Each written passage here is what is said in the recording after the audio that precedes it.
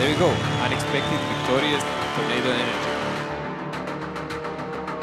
2016 Wargaming.net League World Champions.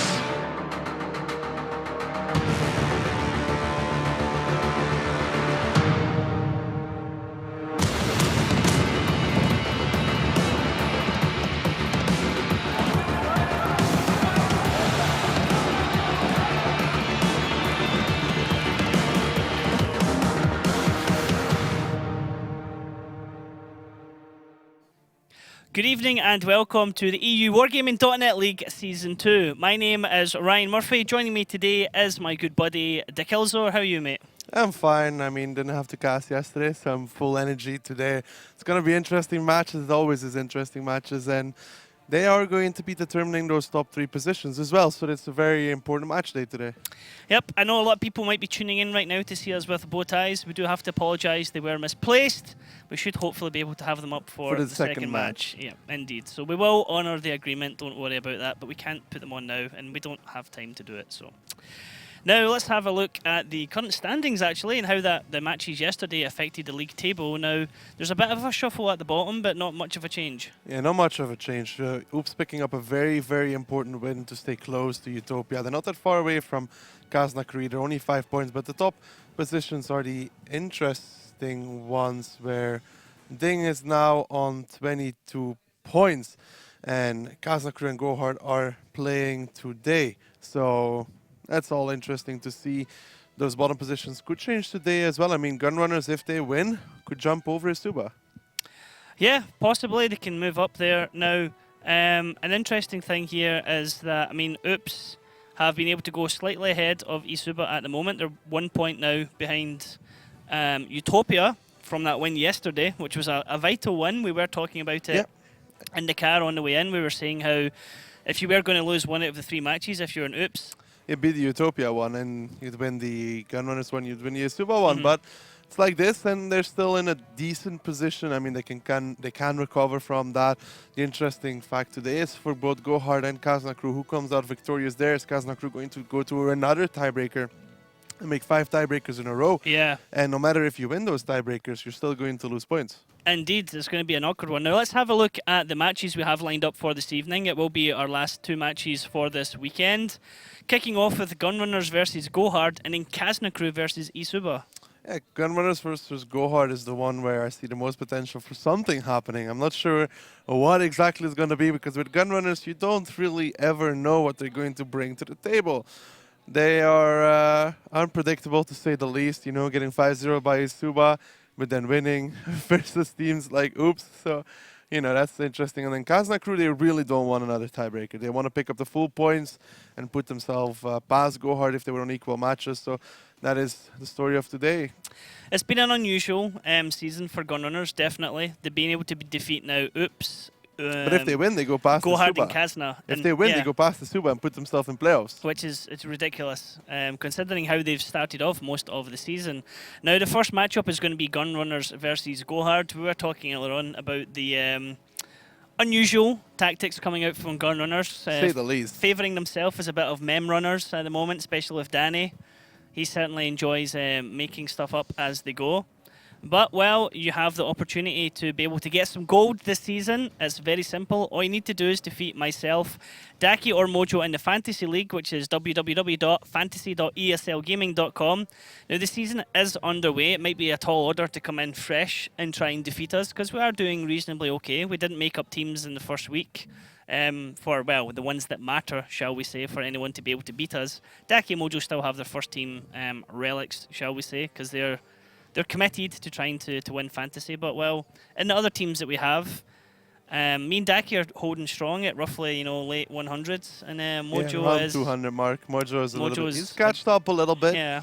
But I don't think this week is going to be that great for any of us. It's going to be rough. All 3 of us took the same player who's not played in any 3 games. And then you took a player that doesn't play all matches, and he didn't play that many. Yep. And then me and Mojo you and Mojo took a player who played all 3 matches, but only played a couple of rounds in each of the matches. So still value that more than Maraka, who played arguably the same amount of rounds, but in 2. Well, the only way to see that is to see how many points Maraka gets and how many points Denzel gets. So, yeah, we'll see.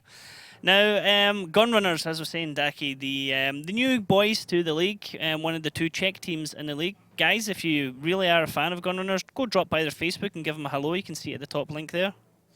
Yeah, Gunrunners, Danny and Unji, gotta say it like it is, are their main players in my eyes. We have seen Enrico stand out, but then the next match it was off again. So consistency, Danny and Unji, Danny in that RT. I think Oops still has nightmares from that one.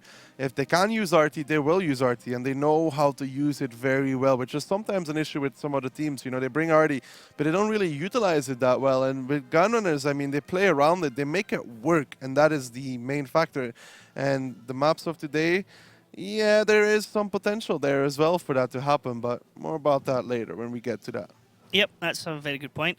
Now, Gunrunners are going to be going up against Gohard. Gohard were one of the new teams last season, but this season they become a bit more well-polished, a bit calmer now, I would say, than what they had last season, excluding Zafarchik sometimes. Zafarchik, but yeah, he's their leader. He's Koritz-esque, so at this point we just expect him to lead the team very well, which they have been doing. I mean, yes, they've lost twice this weekend, well, this from Thursday to up until now, against Ding, against Kazna in that tiebreaker. But even against Ding, they went up 3-0, but then didn't manage to put themselves on match point. So they are contending very, very well with those top teams, and they are currently number 2.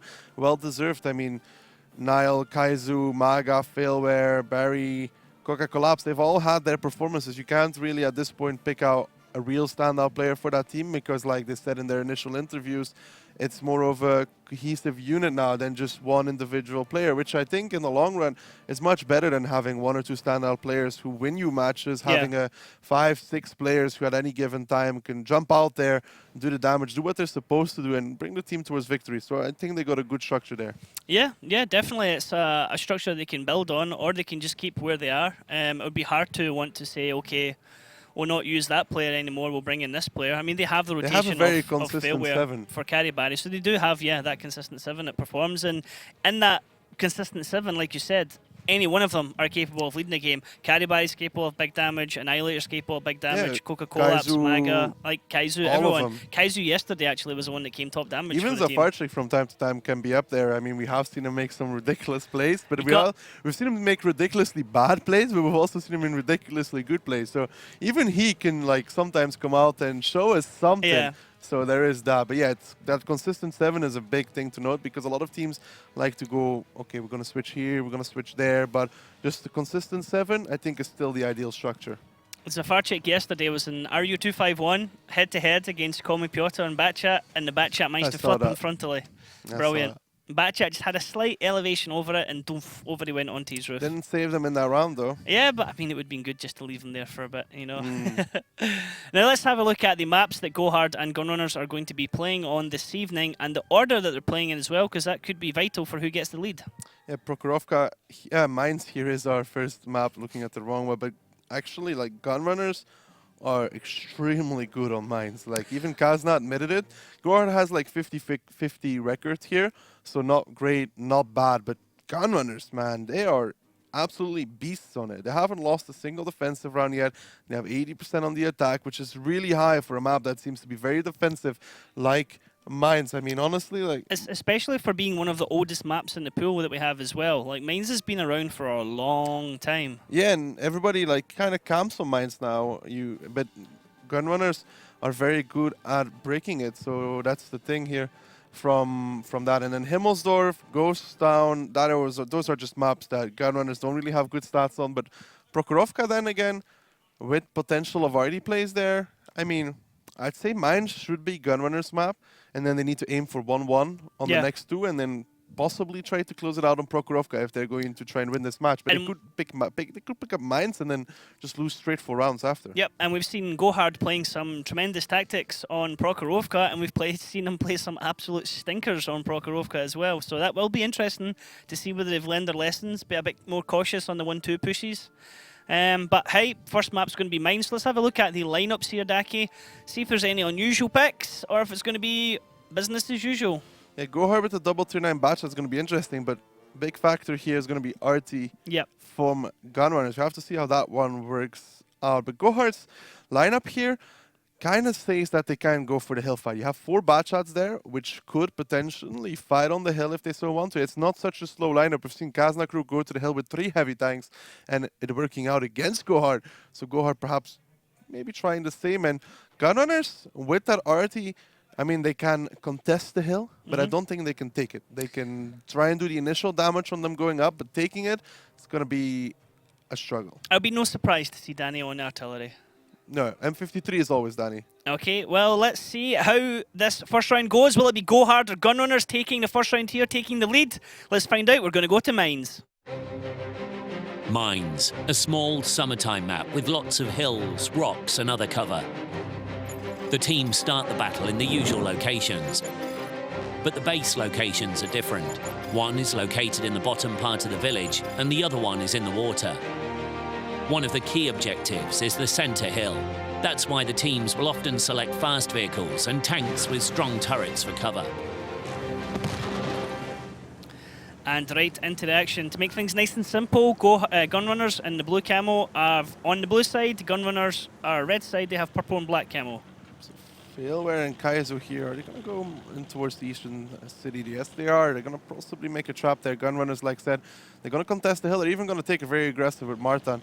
Going to be risky, but Failware and Kaizo here are going to be the interesting factor in this round. Are they going to set up in the bushes? Are they going to try to make a trap?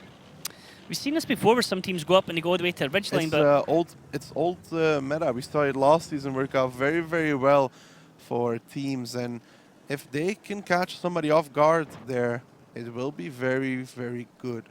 I mean, Ondrax is up on the hill with Martin. We see the viewpoint now from Annihilator, who's just creeping around that hill, keeping the proxy spot on Martin. Danny, I think, is safe at the moment where he is in artillery. Should Failware and Karibari decide to... No, it's not Karibari. Failware and Kaizu decide to push around that area. Karibari sitting really far back in a TVP. We don't normally... I mean, do we see TVPs in that position? No, we don't. They're usually further over where Zafarchik is. Usually it's a gorilla or such sitting in that position, but TVP can quickly get those shots out. If they go for the eastern side, the TVP can actually do more than a gorilla if he manages to connect the shots. RT shot coming out there from Danny, not connecting so far into Coca-Cola Labs though. And the question here is, how does Gunrunners read this? Because you see 4 bad shots on the side of Gohard, which kind of either tells you, okay, they're going to be the... Ooh, nice shot there from Andrex. But those 4 bad shots from...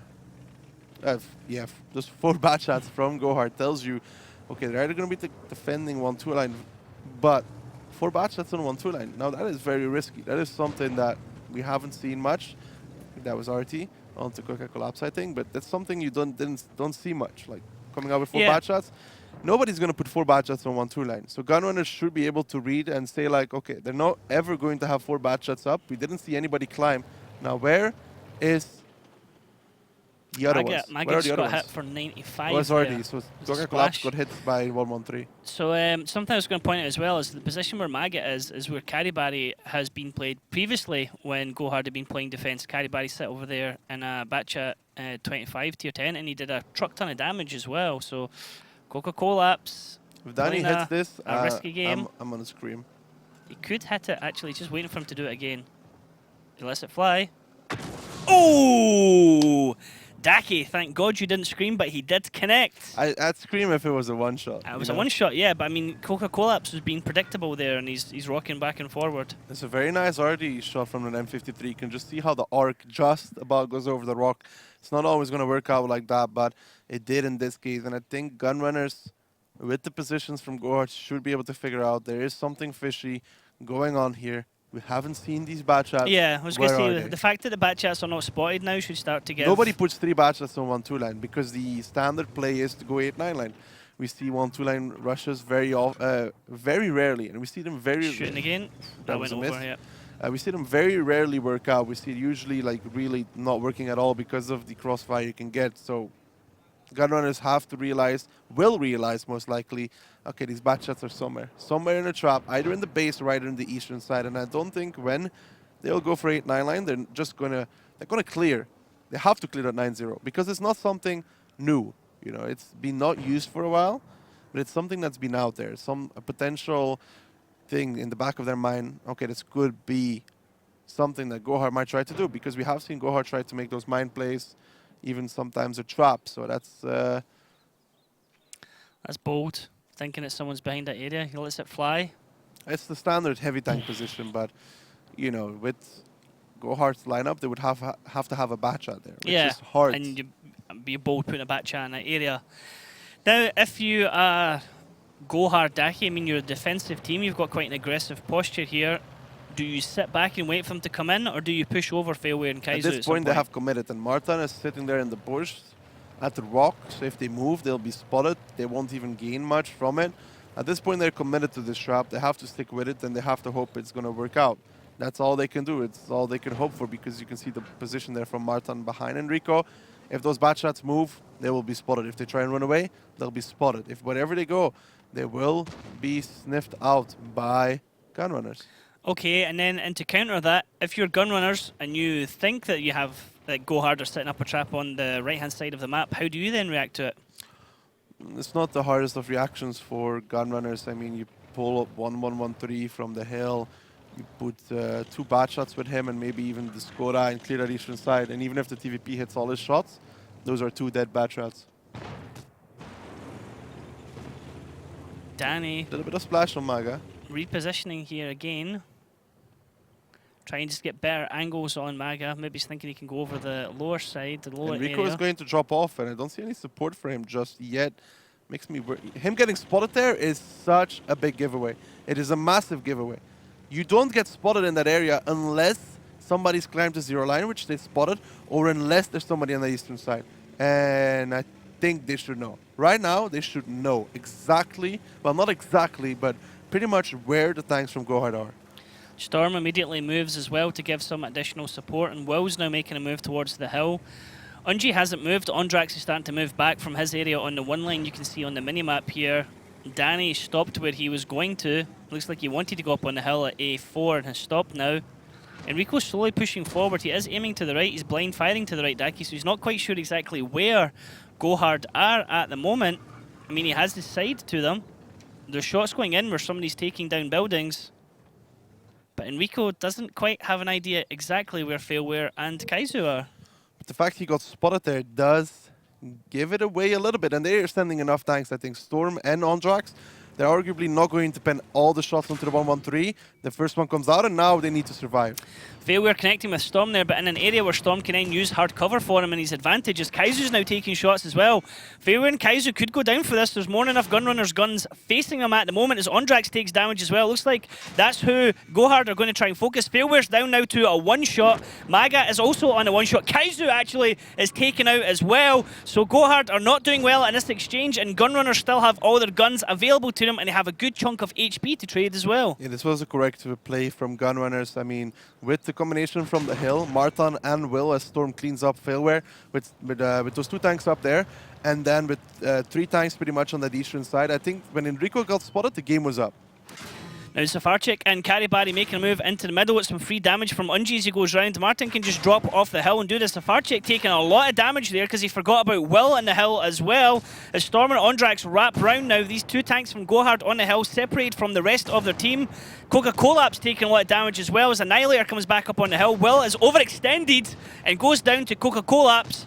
Ondrax is now coming back round. He might take a shot at Annihilator, which he does now. Unji's able to clip into Annihilator, but Unji is side on. That is not a good position from Unji as Coca-Colap's picks up the kill on him as well.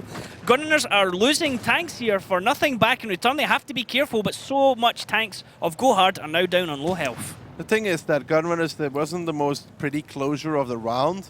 They had the guns. They had enough HP to throw away. Yes, Will and Unji arguably made a mistake there, overextending. But the problem for Gohard is that even with those overextensions, they had 2 Batchats down, which is a lot of damage out of the game. And Barry might get Enrico here, but that's also it. Enrico actually gets the kill on Karibari as Maga with a full clip is now chasing Ondrax. Maga has a 1-shot. Can Ondrax survive long enough for one of his teammates to come round? As Danny from downtown gets the kill on Maga, and now all we have left is poor Safarchik all alone. And Gunrunners maintain their dominance here on Mines, picking up round 1 against Gohard. In a crazy world, Zafar doesn't even have enough shots to do it, but he could kill 3 of them and then play against Storm and Danny. But somehow, I don't believe that this is going to happen. And yeah, that was good stuff from Gunrunners. And Gohard, this trap, I don't know if it's really something that is going to work out anymore. They tried, it didn't work, and Gunrunners proving that on Mines, they are very, very dominant. You just don't want to go to Mines against Gunrunners. I mean, that was an 80% attack ratio they had before coming into this, and their And they defense have ratio was 100% 100%. on the defense. How many times have they played it? 9 times in total now. So Fairly experienced now. That's yeah. If you exactly as you said, if they can pick up 2 rounds, best they can hope for, then maybe go 1 for 1 on Himmelsdorf. 1 for 1 on either of those maps. I mean, they can lose one of those. If they go 2-0 up on Mines, they can lose one of the maps and then go 1-1 and still be in a good position going into Prokhorovka, where Artie can make a play again. And Yeah. Danny in this round did a decent amount of damage. I think somewhere around 2k, between that 2 and 2.5k. But yeah, Gunrunners there. Once Enrico came off the hill and he got spotted, there's only one position it can be, and it has to be the eastern side. Those bushes spotted him. He dropped off, he got spotted. You could see they sent 2 1-1-3s and a bad shot with 2 tanks from the hill, creating crossfire, and Gohard was like, well, rip. Yep. Well, GG indeed. Let's have a look at the stats and see who came out on top damage there. So Kerry Berry, he's a Actually- wizard, Decky. Danny doing less than I expected, but okay. I actually thought he would have done more. Huh. Enrico coming in there 3rd I place. think I have Zafarchik on my team. You do. You and Mojo have him. Feels good, man. Kaizu coming in there 7th place. Danny coming in 6th. Actually brought the little list with me, Decky. So, yep. You and Mojo have Zafarchik. And I have Barry as well. You have Carrie Barrett. You have Annihilator. And every time me and you cast, when you have Annihilator in your team, he's very rarely on the front page, sadly. It's the first round. Anything can happen, man. But My yeah, boy Enrico's in 3rd place, though. So that's all that matters for me. yeah, but he was lost in the damage in the last Doesn't in the matter. first match. Doesn't It was matter. late. Doesn't matter. At least he was on the board, unlike Dead Zone. It feels bad, man. I mean, the damage here is not super low from anybody except from Maga, so it was pretty spread. I had Failware and Maga. You'll be happy to know that as well. With Gunrunners, Failware and Maga, feels bad, man. I have Failware on one of my teams as well, so but not on this one. But yeah, in the end, Gunrunners gave away a lot of HP towards Gohard for virtually no reason whatsoever, other than they already knew they won, so YOLO pretty much. And yeah, it was good from Gunrunners. I mean, they took it slow, they played with that arty, and I think they're the only team so far that really made the M53 work ever. Yep. We've seen it used a little bit last season, didn't really have the effect we ever wanted it to. It was mainly Oops with Insane playing that one, which wasn't that good, but Danny's making it work every single time, and I mean, you gotta give it to him. If he makes it work every time, now they go into the defense where they have 100%, so they're already gonna be feeling, confident. Yeah, because, definitely. Because they know they're good Mines teams. Other teams know they're a good Mines team as well. And now you have to go against an undefeated defender. And here's the other thing as well. How much is it playing in Gohard's head, saying, guys, Not we that much. can't lose all 3 matches this weekend? Well, that is a thing, though. But they could have arguably expected the first 2 losses. I mean, Ding and Kazna crew, they could win there, but they could lose. I don't think it really... I don't think they were super disappointed about that. Of course, you're always disappointed, but it's like something like, it's not like losing against the last team in the league that have 0 wins and you all of a sudden True. lose against them. It's a True. completely different dynamic. True. Now, round 2. How do you think that's going to go? Well, I'm sticking with my stats, and my stats say that Gunrunners going to win this round, so I'm going to give it to Gunrunners. Okay, that's a fair shout. I agree with you. I think Gunrunners are going to do this on defense unless we see some razzle-dazzle coming Let's out put of it like Gohard this, and some kind of because YOLO. of the next 2 maps, I really think they need this second round on Gunrunners. Well, it's like you're saying, if they can do 2-0 here and they can go 1 for 1 on Himmelsdorf, yeah, and maybe lose Ghost Town. and then 1 for 1 Ghost Town. Or even if they lose one of the 2, it'd still be coming to like a 3 scoreline going into Prokhorovka, which is again a map where RT on the attack can make a difference if they so choose to do it. Although they haven't been such a fan of it on Prokhorovka. But then Prokhorovka is a heavy 1-1 map as well. We have seen it time and time again. And then going into tiebreaker, anything can happen there. Definitely. You cannot count out Gunrunners from a tiebreaker because they were able to defeat Kazna last week. And Kazna played 3 tiebreakers last week. They played 1 tiebreaker today as well. So there are 4 tiebreakers at the moment. Kazna hoping that tomorrow, the match afterwards today actually won't be a tiebreaker as well. That'll be 5 in a row, equaling Swift's record from last season. Yeah, I don't think they're going to be happy with that. They want to be known as the new Swift. Yep. Now let's have a look at the lineups going into round 2, where we're going to see Gohard attacking into the Gunrunners' defense. pretty much what we expect, really, Daki, from... Yeah, especially from Gunrunners. They like the WZ, they like that Skoda, they like to go aggressive towards the hill, and I don't think it's going to be any different this time around. I mean, this lineup, it is not the greatest defensive lineup, like to play super defensive, because you have those TVPs and you don't have Gorilla. You know, that tank that can do that big alpha when somebody tries to push somewhere. The TVPs need time, which you don't always have as a defender. The damage needs to come out quickly. So I'm thinking that Gunrunners is going to go for the hill. Gohard will probably just try and control it, like not go for it, but just trying to control it. As in, you know, they'll send a bad shot, maybe Failware to do the climb, but not all the way. Just proxy spot and then try working around with RT from the 1-2 line or such, because they have that RT piece and they want to make that work if they can. So most likely, Gunrunner is going to go for the hill. Gohard is going to try and control it. I think if Gohard go for the hill, they lose the game. That's pretty much it. That's like against the lineup from Gunrunners. They go for the hill, they lose the round. True. I mean, we've seen so many teams do that. They try and push for the hill as defensive. I mean, it rarely works for defensive teams doing it. Sometimes I like to think of it as the Navi bait when it was Navi and Hellraisers and I think at the Russian season finals. Russian season finals, Yep. tiebreaker. And there was like no need for them to rush hill, but it's like we're But going to that's show Tornado that we though. can take it to Navi and threw away a match that they could have won by playing it like more cautiously, more Yeah, but sensible. Gohard has a slower lineup though. Navi had a much more aggressive lineup with more autoloaders, with I think triple TVP even or double TVP. It was super obvious. Gohard has a 1-1-3 and an IS-4, which don't really work well for that hill push. I think Gunrunners will take it. They will take damage for it, but if they can play from there on, you might even see Gohard's RT instantly drive into 1-2 line to try and get those shots. We have seen that, to drive into the 1-2 line, trying to get those shots and work from there. But I'm still going to give it to Gunrunners though, because they have gone for that hill like 3 or 4 times, and they made it work every single time. They've made it work against the likes of Ding. So you can't doubt them in this one. You have to give it to them because they have the better stats, and they have shown that they just are the better team on mines. True. It's becoming their home ground basically. It's their turf. You go into it, it's been like, guys, it's bold playing against Gohard. Guys, just YOLO. Gunrunner, sorry. Yeah, just YOLO, and it's worked for them. So even when they don't have tactics, if they just YOLO, it works for them. Well, let's find out if it worked for them this time, because we're ready for round 2 here. Gohard on the red side are attacking into Gunrunners on the blue side defending. Now, Gohard are sending tanks up onto the hill, Daki. It looks like they'll get there first. Yeah, Gohard is sending. Well, they're just going to control it. Like I said, Failware is going to do the climb. He might not do it all the way when he sees the tanks from Gunrunners take it.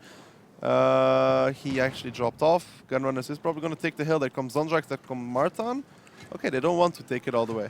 So they've stopped, which is in a dangerous position because they're got to remember that Gohard has artillery as well. Talking about RT, as predicted, he drove instantly into the 1-2 line to get the shots behind us, and he might actually hit one of those heavies in the back engine, and that's going to hurt. Storm and Enrico are sitting pretty for him. Zafarchik is loading at the moment. Once he comes off reload, we'll see that shots fly out, and Gunrunners have given up the hill. They've given up the advantage they have, and Daki, I'm not sure what their tactic is here. Well, they know that Gohard didn't take the hill because they would spot Failware crossing. RT comes out, does not connect. Now they've started to take control again. I mean, they're not fighting the hill, but if they can get Martin into the 1-2 line, we have seen RT die over there. We have seen that work out, and they're not committed on the hill, so they can go towards 1-2 line. They can take the angles and play from there. As soon as one of these heavy tanks get hit by RT, I think they will proceed to take the 1-2 line, and they have the control of all angles. And now they're going to back off because they have wasted 1 minute and 30 seconds. So they're backing off for a moment. I mean, anything they can do to hold off Gohard at the moment works in their favour. Splash damage is really not working out. Ondrax is going to do the climb here. That is super, super important. This is probably the most important factor in this round. reverse climb. Yeah, just from this side, nobody's going to spot him anyways. He has nice form, a little bit too high, but whatever, it works out in his case. Better to high than too low in climbing situations. And they're going to take the hill from this side for free. This puts them in a really good position because now I think Storm and Enrico should back off. Honestly, I think they should back off and take defensive positions, and they have the climb. Failware moving over at the moment. He won't see him. Suspects something. He's aiming in that area. Storm and Enrico continuing to take damage here. Storm, who's mainly taking it all in the face, as Enrico is able to back off with him. This is good from Gunrunners, honestly. This is really, really good. I mean, they have lost a little bit of HP. They're now down 1,500. Well, yeah, 1,000. No, actually 500 because my counting skills are off. 500 HP over Gohard, where they had the HP advantage in the beginning. But they have taken all the defensive positions, which you usually can't take without taking damage. You know, you don't really get a batch set up in the 0 line without taking damage. And arguably, you'd rather have the damage taken on the heavy tanks, who are going to take it anyways in the later stages, and have the guy on the 0 line full health points. That is a massive advantage. It's incredibly interesting to see a tank do the reverse climb. So the defensive team climbing from what is effectively the attacking team's side and being able to do it without any kind of harassment or trouble whatsoever. Now, Failware still holding this position in the middle behind the hill. We can see the viewpoint here from Ondrax as he's now looking over. He's king of the castle on the east side of the map and can tell his team anything that happens on that side of the map. They just need to lock down the other side, and Gunrunners are sitting pretty here. It's Gohard to have to think, okay, how can we break this? What's the tactic? Martin! Arty connection! 1.4. Dead gunner. Ouch. That was an Arty connection, 100%. I was confused for a second there because I thought that Arty was on the Gunrunner side. But yeah, Martin, playing with your life there, mate. Zafarchik's probably going to pump another one right over for a blind shot. Zafarchik will realize that he hit something, so he'll be like, okay, I got a connection. But again, doesn't say how much he hit for. Though. I mean, you saw the Tracer just going past there from that viewpoint we were looking at Maga. Now, don't forget, if the already hits, the Tracer disappears, so you always know if you hit or not. But I mean, the Tracer for our viewpoint with the red Tracer going past the camera. They have wasted a lot of time, though. I mean, you got to give it to Gunrunners. They have now bleeded too much HP almost for this because of Martin taking that blind connection, which is arguably a big mistake from him. Because you know what, he's going to put his shot there at one point in time. We have seen that happen a lot. But the time wasted, 4 minutes and 30 seconds, have gone by for Gohard. And I still don't think they're going to make that 1-2 line play. Yes, Maga was in the bush most of the round, which tells them that, okay, guys, nobody's gone 1-2 line. But they also know that you can crossfire that pretty easily from 3-4 line. When the fight actually starts, though, Daki, how much of an impact is this going to have on Gunrunners with the damage that they've already taken here? On the heavy tanks, not so much. On Unji, on the TVP, also not that much. But on... Ooh, Unji, mate. Unji just getting another hit there as he poked out. Kaizu, it looked like, getting a shot into him. They are bleeding too much HP at this point. I mean, Unji there took a big hit. Are they going to go try and counter push the hill? Now, this I do not like. Please don't tell me they're doing that. They're gathering up for it. It looks like Enrico and Storm might read the way. I mean, when they do this, Kaizu and Karibide are going to have a free farm, as is Annihilator. Watch Enrico, mate, please don't do this. He's going to get wrecked. Multiple shots coming in, trying to get that tracking shot on Enrico to hold him there in place. And Storm's like, mate, you're on your own. So that means Failure's going to come round and finish off Enrico from that hill position.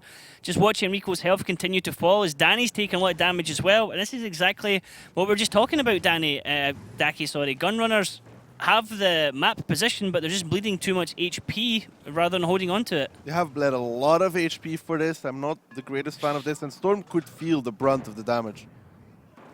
Bam! Whoa! Hello! As Zafarchik announces his intro into the game by taking out Storm. He's already done a truck of damage on Martin. Unji now goes down to collapse, and I think Gohard Daki are going to be pushing this one in, and they're going to be taking it 1-1.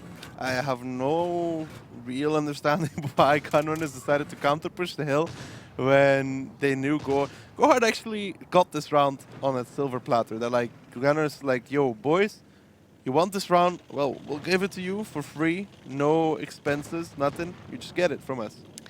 This is reminiscent of Gunrunners playing Steps, where it's a textbook example of how to throw a match when you're winning it. When they drove out with the cap, when he could have just stayed and capped against Oops. I don't know, this was such a free gift for from Gunrunner. It's like, Gohard, I'm Maraki on Enrico, but Gohard literally just sat there for 6 minutes, waiting, not really doing anything, just working with Arty, trying to get some connections. And then in the end, Gunrunners got really, really anxious or afraid of something which wasn't even happening yet. And they decided, okay, this is going to be the timing, but there was no need for them to do that. Gunrunners are on the defense. They can run down the clock. They can sit and wait for Gohard to come to them. So why, and as the defenders, when you have the positioning, would you push into the attacking team? Especially when you've already bled like nearly 2.5k HP already from your team, and your opponents haven't taken any shots from your team. I would like... I would like Niall to cap a little bit more. I would like somebody to drive off the number 2 cap. So cut down with Barry. Ondrax just sitting here saying, okay, I'll take a couple more guys. Fairware sitting in the cap, and go hard to cap out there on base 2. 1-1. It was yours for the taking, Gunrunners. You're going to have to look back at that one. I mean, Gohard possibly would have still won have that a round. why. But they just sat there for 6 minutes. Yeah. Just probably thinking about what they were going to do. Talking about, okay, we should do this and this and this to break this defense. And the Gunners is like... hang on a minute, boys. They're coming at us. And you then know? Gohard is sitting there contemplating what they're going to do to break this defense from Gunrunners, because they know there's probably somebody on the 0 line. And Gunners is like, here, you don't... just have it. Yeah. That was not good from Gunrunners. Very sporting of Gunrunners. I think they got afraid because Martin took so much damage that they were not going to be able to hold and such. But maybe worried about 1-2 push, yeah. honestly, after the initial time they went to the hill, they had a good position. Martin taking that RT damage didn't help out though, but going back towards the hill was major mistake. Well, if we do interview Gunrunners next week, that's 2 questions now we have lined up for them. Number 1, why did you leave the cap against Oops on steps? Number 2, why did you push the hill on mines when you're defence and you had a nicely set up defence? Only Gunrunners can tell us that one. Now, top damage here, it's a far check Daki inspired pick for your team coming in. Top damage there. Carry Barry coming in second top damage there for you as well. Annihilator coming in 4th. Yep, well played, well played. Nicely done. Thanks, man. 2 kills for Ondrax there, top player. Don't forget, for Niall got some cap points as well, and so did Zafar. That adds up to the points, you know? Yep. You know what I'm saying? That's good, yeah. But yeah, Zafar there. Half of the damage, though, pretty much came from Martin. So, Yep, he and hit him then, for and then another 1.4, huge chunk. and then an 800 came from one-shotting Storm. If Storm was 1.5 HP, he'd be dead as well because it was a penetration. Yeah, it was a straight. It was, It was a straight penetration, like it would have done between 1.1 to 1.5. So nice shooting there from Zafar. I mean, not in the beginning because arguably he should have hit those heavies at least once or twice when they were poking the hill entrance, which he didn't, but he made up for it after. So that's good. 3 and, tanks there from Gunrunners of 0 damage. That is rubbish. Really, absolutely rubbish. Really didn't work out for them there. I just don't. I don't know. Enrico only got 1 shot. They So got I very- mean, they got between very four afraid. tanks, only 1 person connected a shot. That's more than half the team. That is. They got very afraid of something which wasn't even underway yet. And looking at the time, Gohard would have used a lot more time even to make their move. Yeah, it would have been at least another 2 minutes. It was 4 for them. minutes left. If they were going to 8-9-0, it would take them another 1 or 2 minutes to rotate. There'd be 2 minutes left. I think Gunrunners could have held on if they just went for the passive hold. But, you know, sometimes... Perhaps lack of experience the reason for that? I don't know. Maybe they just wanted to make a play YOLO, you know? Maybe. Size, you know, there's the right time and the wrong time to do it, Gunrunners, but it's a learning experience. Now we're going to go into Himmelsdorf, a nice city map, one of the oldest maps in the game, along with Mines, and a popular map, actually, with a lot of the players and a lot of the pro players as well. Gunrunners really is not good on Himmelsdorf. They have like 29% on the defense, 40 on the attack. Gohard is above 50 on both, I think. Yes, they are above 50 on both. So this could be, again, this could be a 2-0 for Gohard now. True. It could switch the other way, and then Gohard could now start taking lead. Unless Gunrunners picks like 3 Jagdpanzer 100s, 3 Type 5 Heavies, and then a T28 prototype. You had me worried for a second. Let's have a look at the lineups and see what vehicles are going to be used here at the moment. Nothing too outrageous from Gunrunners, but on Gohard, we've seen E100 on defense. We also see the Waffle Panzer or Waffle Trager 4, WZ Treble 1, IS4. I mean, it's a kind of chunky lineup there from Gohard on the defense, Daki. Yeah, Gohard on the defense here with T100. They have switched away from the mouse though, which is good because we saw that didn't really work out against Ding, if you remember, with that Waffle Trager. They stick with the Waffle Trager to replace the mouse with an E100. Bigger punch, a little bit less armor. But honestly, still giving it to Gohard. Well, let's see. Gohard, are they going to go 2-1 up against Gunrunners? We'll find out because we're going to go to Himmelsdorf. Himmelsdorf, a small city map. The teams start the battle in opposite corners. Both bases are located close to each other, but in a way that you can't stay on the defensive all the time. The main attack routes pass through the hill, the alley and the railroad, but in general, the attack can be successfully executed through any part of the map. Heavy tanks and tank destroyers with powerful guns run the show here. However, a lot depends on the mobile light tanks. Okay, Gohard defending from the red side, and Gunrunners on the blue side are going to be attacking them. Gunrunners with this awesome camouflage, and then Gohard have this just fantastic Unicum and black camouflage. Well, purple. Oh yeah, Unicum. Oh, Oh! Chat's gonna love that one, Daki. Wake up, son, wake That up. was such a terrible meme, man. Honestly, like, but yeah, standard start here from both these teams. You know, as attacker, you kind of split up. You split up, and then they send the Kranwagen to the hill. It's all standard. You just kind of check where Gohard's going. Gohard just defending 1-2 line. This is the standard approach to most of these rounds. Enrico in the window, which we know is very popular. Ryan, I'm gonna slap you in a second. That's what I'm gonna do. But Wow, Daki. Wow. Sorry. I'll let you carry on. Carry on. Okay, now here we are looking from Martin's point of view. He's looking down the hill, ready for that zero line push, but it's not going to come that way from Gunrunners. He's just holding this area. Kramwagen at the top can pummel down shots and anyone below him and just take lots of shots back as Kaizu starts rolling around towards his base area to defend it. arguably the C100 pick is not that bad. I mean, Kranwagen really struggles to pen almost everything with armor because of the heat having not such great penetration. I think it's like 258 standard, 308 with heat. So it's arguably very bad against those tanks. And Danny here, let's see if he is going to be able in this round to do something incredible. Now Ondrax driving around the back, he's going to support his teammates up on the hill. Rotation potentially going to come round the Banana Road from the rest of the team, Daki, as they push up that side. That's going to hurt though, because these 50Bs are spotted. I think they should go over the hill. If they go anywhere, it should be over the hill. 8 line is not the correct choice because they're going to get spotted. There's one 50B at F1 which will shoot them, and then there's a 50B at E2. There's a gap in E2, I think, that can shoot them as well, and then there's a Waffenträger that will peek, will shoot them. That is pretty much one dead 50B. So if they go through the 8, I'll be very disappointed. Yeah, and as predicted, we should take a look at Carry Barry in a second and show what kind of tight angle he has onto the 8 line. It's a position which is not very often used, but you will be able to see exactly what I'm talking about. There we go.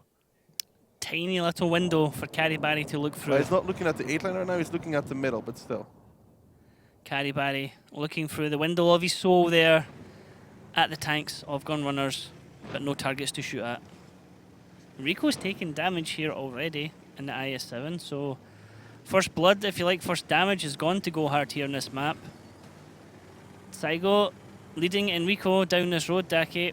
How much damage are they going to take? Not much, I think. I mean, the Waffenträger is not going to peek anymore because the FE 4005 on the hill, which will lock it down if he peeks. He doesn't know exactly where the FE 4005 is, but there's always the risk you peek, you die. So have to be careful from that. But yeah, the standard rotation from Gunner is going to come over the hill, and then we're going to have to see how Gohard deals with this. I mean, they have a very beefy lineup, if you want to put it like that. They can, if the gap gets started, they can push in the E100 first, which is arguably a very good thing. And you can also hold a corner by himself. Just saw the viewpoint earlier on of Danny trying to aim down towards, not actually Zafarchik, but in between Zafarchik and Coca-Cola apps. Now we're looking from the player cam actual viewpoint of Kaizu as he was looking up towards the hill from his position at B5. Now this, oh, what can you see? You can see Martin, but He's not going to pen that. no, Maybe, but I doubt it. unless the shell drops. No. But Martin gets one back into Kaizu and the side armor there. Martin's going to take his move. Kaizu's still reloading. Good decision there from Martin. Yeah, he takes a Waffenträger shot, but he didn't want to stay up there, so he drops off. When Kaizu is reloading, he'll now take another hold-down position as the 50Bs come off the hill. They don't take any damage for that. So far, so I'd say Gunrunners here, maybe a small advantage, but still, the main factor for this round is going to be if Danny and that FE 4005 can make a big connection, because we have seen rounds lost on FE 4005s doing absolutely nothing. They've either hit and not penned, or they've missed, and they've missed multiple times as well, which has really cost them their team. Now shots coming back out, Martin's baiting shots out, and the rest of Gohard are grouped up here, Daki, on the B4, B5 area, with only Maga coming round the bottom. Might be a straight counter push across, but Martin should be able to see it before it happens, and they should be doing a ton of damage if it does come out. But right now it just looks like they want to take the 5 line safely. You can only take it safely through the AB line, take the 5 line safely, perhaps go for Enrico, but it depends on how good the push is from Gohard, because Gunrunners, if they can hold the correct angles, they should be able to shred this down very, very quickly. Base cap down to a minute as Enrico is left on his own here from the rest of his team. There isn't much of a rotation, so Maga will push from behind. Hold down position. Maga coming up the banana road here. He's going to get shots into the back of Enrico. Martin does spot him at the very last moment. Enrico takes a shot, bounces actually. That's a miss coming out there from Maga as Enrico just rolls over the hill, gets himself into safety. Zafarchik coming round, takes a lot of damage as he's the first one to peek round the corner. He goes down now to Storm as we see Failware getting the kill on Enrico in return. Annihilator is pushing right up into the face of Gunrunners. Caribari was getting shots off as well. Caribari took 1 damage in return. Now Ondrax is the focus target on Gunrunners. He might be the first one to drop here as Niall and Maga come round the corner. Gunrunners having to back off because they don't have shots available to them, but the rest of the tanks with shots do come round. Ondrax made a horrible trade there in the bachelor. He tried to cross, he took 1.4. He's now low HP, and we're still waiting for Danny, who has a lot of the HP, all of the HP pretty much on his team to make a play. He needs to get those big connections because right now they're down 3,000 HP, and the only way they're going to recover, well, 4,000 actually, the only way they're going to recover from this is by 1 or 2 massive shots from that FETD. And this is exactly what we're talking about. Sometimes the FE just has no impact in the battle whatsoever, and it's hugely costly for their team. Now, Gohard are starting to squeeze their grip here on Gohard, as you can see. Gohard are squeezing the grip on Gunrunners. What a miss! As this round comes round, and Danny misses already on Coca-Collapse. Coca-Collapse tracked him in return, didn't do anything. Storm, Unji, Martin, Ondrax push round to try and look for someone, but don't see anyone as Failware gets the connection in the back of Ondrax. And look at this, Gohard are just encircling Gunrunners at the moment, and Gunrunners have nowhere to go. And Danny's going to fall on the other side as well as Sigo goes down. Unji comes around the corner. Danny goes down towards Kaiser and Coca collapse. And Gohard just had all the answers in this round. They took it step by step and they made it work. This is not easy with Gohard and Gunrunners, the 2 Gs all the time. Bit of a tongue twister. Unji and Storm, the only 2 guys left here on Gunrunners, as Maga is hunting for the last of them. Storm might be able to get away the opposite way, but nope. Gohard smell blood. They want to get this final kill as Maga is now clipping out into Unji. Unji has nowhere to go. He's not off reload yet. 1 more shot, but it's Annihilator who picks up the kill as Failware gets the kill on Storm. And Gohard are able to win that one quite comfortably and pretty much handed it to Gunrunners there in the team fight. Yeah, it seemed like they knew exactly the Gunrunners' positions. I mean, Maga coming from behind, Enrico was forced to drop over. The thing was, at the other corner, Failware was waiting, so you had the crossfire. That's a dead eye 7 for, I think, max 2 shots of damage, more like probably 1 if even 0. But yeah, Danny in this round, I honestly don't think he did more than 500 damage. I didn't see him connect anything, so I'm giving him 500 in case he splashed something. It could be as well that he did 0 as well. I think perhaps he did 0. I mean, he came around the corner in front of the waffle. Honestly, I want to say 0, but I'm keeping it safe with saying 500 because I didn't see him hit anything. Yeah. He missed the Waffentrigger from 15 meters. So. And the Waffentrigger tracked him. So, you know, let's have a look at the stats and see the damage done there. So, I mean, it was equally bad shooting from both players there. Unji coming in top damage there is one of the last players alive in his team. 2.9 damage here, 2.9k.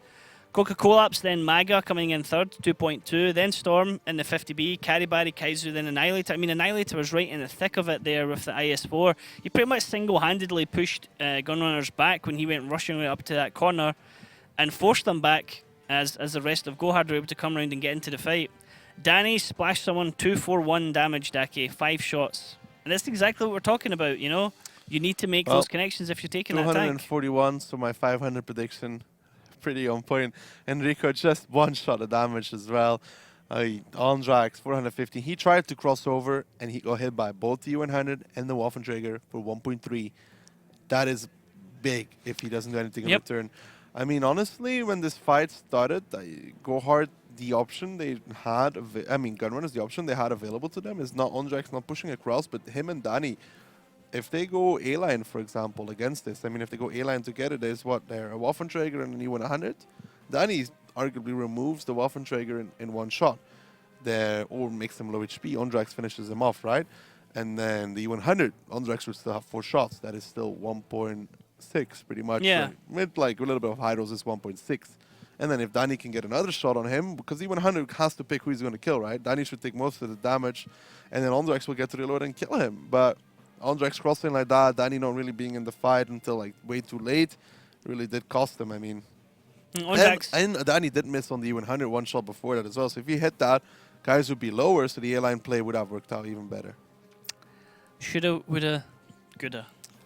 Unfortunately. But hey-ho, them's the breaks. Now we're going to go into round 2 of Himmelsdorf, where the teams swap position. Gunrunners are now going to be defending against Gohard on the attack. This might be where Gohard steps ahead and takes the lead. It might not be. Let's find out for sure when we can have a look at the lineups now and see the vehicles that each team is going to be bringing and what we're expecting from them as well, Dake. Now, MX 1390 on defense for Gunrunners as their scout. IS4 Grill 113 is their kind of heavy blockers. Yeah, Gohard, great fans of the tier 9 tanks. I mean, we have seen them use it pretty much throughout the entire season. They don't see, well, I mean, they're the team probably that I think that uses the most tier 9 tanks, if I want to argue like that, because they like that tier 9 batshot. Like Zafar really loves that tier 9 batshot. But all around, 2 standard lineups here. No British TDs though. It's just Grilla. Grilla versus Grilla, that's interesting, because Grilla can usually have a bigger impact. Yep, well, the teams are ready to go, so let's jump into the action. We see Gohard on the red side attacking, Gunrunners on the blue side defending. Now, I did say they had IS4 113 and Gorilla blocking. What I kind of really meant to say there was area denial, because you're not going to go charging into the Grill head-on, as Danny and Unji nearly crash into each other. That's a timing shot there from Coca Collapse, and it almost connected. It also kind of depends on the spawns, on how quickly they are to press forward. It really, this was minor things, but he'll go very close to hitting that, and Gohard going super aggressive here over the hill. We have seen this last time as well against Oops, if you remember. That was hilarious. It was 4 versus 7 as Gohard charged down the hill. But yeah, standard 1-2 line hold here from Gunrunners. They have who's the IS4? Martin in the A5 position. I don't know, I'm still not the greatest fan of that. We have seen it backfire massively for teams. But Gohard at least will take very quick zero-line control, and I am a fan of that. They will have that control very quickly. When you say you're not a fan of it, are you not a fan of the position, or are you not a fan of the vehicle being used for the position? Both. I mean, I hate the IS4. Okay. Like I keep saying this, it has a bad gun. The armor is really not that great. You need to side scrape. If you're on the move, you're pretty dead. Big push coming here from Gohard all the way down the hill as they're able to get everyone at the same time. Zafarchik runs up the banana road unchallenged. The road that comes down the 8 line there, kind of curved shape, so it gets called the banana road. Now, Seago's going to be the one charging in for Gunrunners here. He dodges 2 shots, gets himself safe there.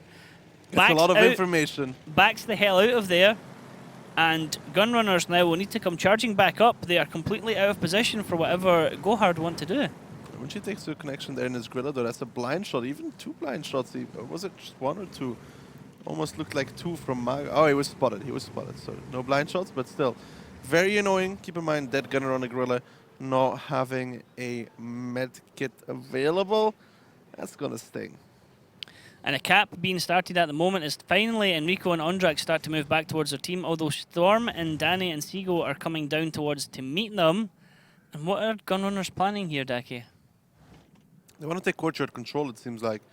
They have a bachelor going south, the 113 will go through the courtyard, and this is risky sometimes, but they know the Gorilla is down, so they know possibly there's nobody going to be holding the hill. 113 is going to cross over, and then from that point on, they might do the D-line counter push like we saw Gohard do as well. We're just holding with the IS4 and the Gorilla. And Martin not peeking so far has been a big thing in this round, because Maga looked like he wanted to go onto the cap, but it was a little bit too early, Martin, to peek. But still, there's so much time left before this base gets capped. Yep, Martin has been spotted out in the area that he is at the moment at A5, but that's okay for Gunrunners at the moment. Now Enrico trying to trade a little bit of shots here with Kaizu as Storm and Danny were coming across the courtyard as well. Enrico now getting shot at by Kaizu, who just had a sneaky peek over the rubble there, but took more damage in return. So not a worthwhile trade, really. That was almost worked out, but this is the counter push, though. Big counter push coming here from Gohard. They're going to go fighting right into Saigo right now, into the courtyard. So Saigo's going to get potential. Oh, but look at the damage going on to Annihilator there. They drive past the gap. Coca-Collapse now is going to be focused as well. Gunners actually have a semi-decent gun line here, able to receive the charge, Daki, and Gohard have taken a heck of a lot of damage for this play. The Gunrunners were in the perfect position to receive this. They're going to lose Enrico, that's obvious, but they lose Coca-Collapse before that, and it just hurts. And Gunrunners, they spotted everything out. They took the correct angles. The 50B stayed back far enough, and now Gohard is paying very, very hard because they're surrounded. Enrico's still alive, and he's going to probably get a kill on Zafarchik here as well. He's already taken out Coca-Collapse. No, he actually shoots into Kaizu instead. So he's spreading the damage across the team, and Gohard actually are getting pummeled for a move that they started, and Gunrunners didn't expect it, but they've received it perfectly. Martin now gets the kill on Zafarchik. Kaizu is now down to a one-shot. Annihilator has 2 shots, and then he goes down. Failware has all the HP for Gohard, but I mean, he's at the back of the lines right now. He can't get his shots in. The thing is, they're still completely surrounded. Gunrunners do not need to push in to close out this round. They have Unji on the side, Ondrax there as well. They can crossfire if Gohard come back in. They have the tank advantage. They have the HP advantage. Look at that. Maga gets completely deleted by both Unji and Martin. And now Gohard, I think they're going to make a last-ditch attempt, but it's going to be Gunrunners. Caribari now goes down to one shot. He's also lost his commander as we see Annihilator and Failware coming around the corner there to see what he can see. Martin's holding up on the corner. He's going to deflect some shots as Failware gets tracked a little bit there and gets shot on the side. He wants to peek back out and continue to do shots. Niles having to stay hidden on this corner. Failware is now down to a one shot. Martin can trade from Storm, comes round on full health, and he's just going to farm damage on both of these tanks as he gets the kill on Failware. Now he turns his gun on Annihilator. Caribari coming back round here on full health, but Storm's going to get that last shot, picks up the kill, and that was very nicely done from Gunrunners in counter to what we just saw in the first round by Gohard. Very big overreaction there from Gohard. They thought they could catch out somebody in that courtyard, but the 50Bs from Gunrunners stayed back. I mean, they sent Enrico in the 1-1-3 forwards to spot Kaizu, and you could see the 50Bs. What they did first well is they moved back because they saw Kaizu wanted to peek. They gave him the shots. You could have even tracked him there and maybe even double-tracked him, but I think it happened to Haiba before trying to do the exact same thing. They stayed back.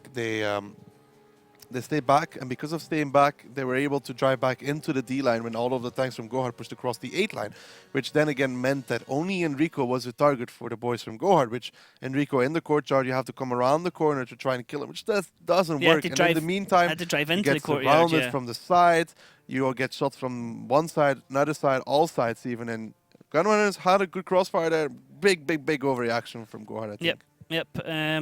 Now we can see here Storm top damage there. AMX 50B 2.4k damage, picked up 2 kills as well. Kaizu in the 1-1-3 2.4k. Anti only shot 6 shots, so was able to connect with all his shots there, doing what he could for his team. But I mean, he's the highest player on Gohard. The next nearest one coming down there is Annihilator in 6th place, and the WZ treble 1 1977. 8 shots, 1 kill. Hey, that's like your bird year. Whoa. Easy, Tiger. How far is it off, though? It's 4 years out. It's not that far off, let's be real. Yeah, I know.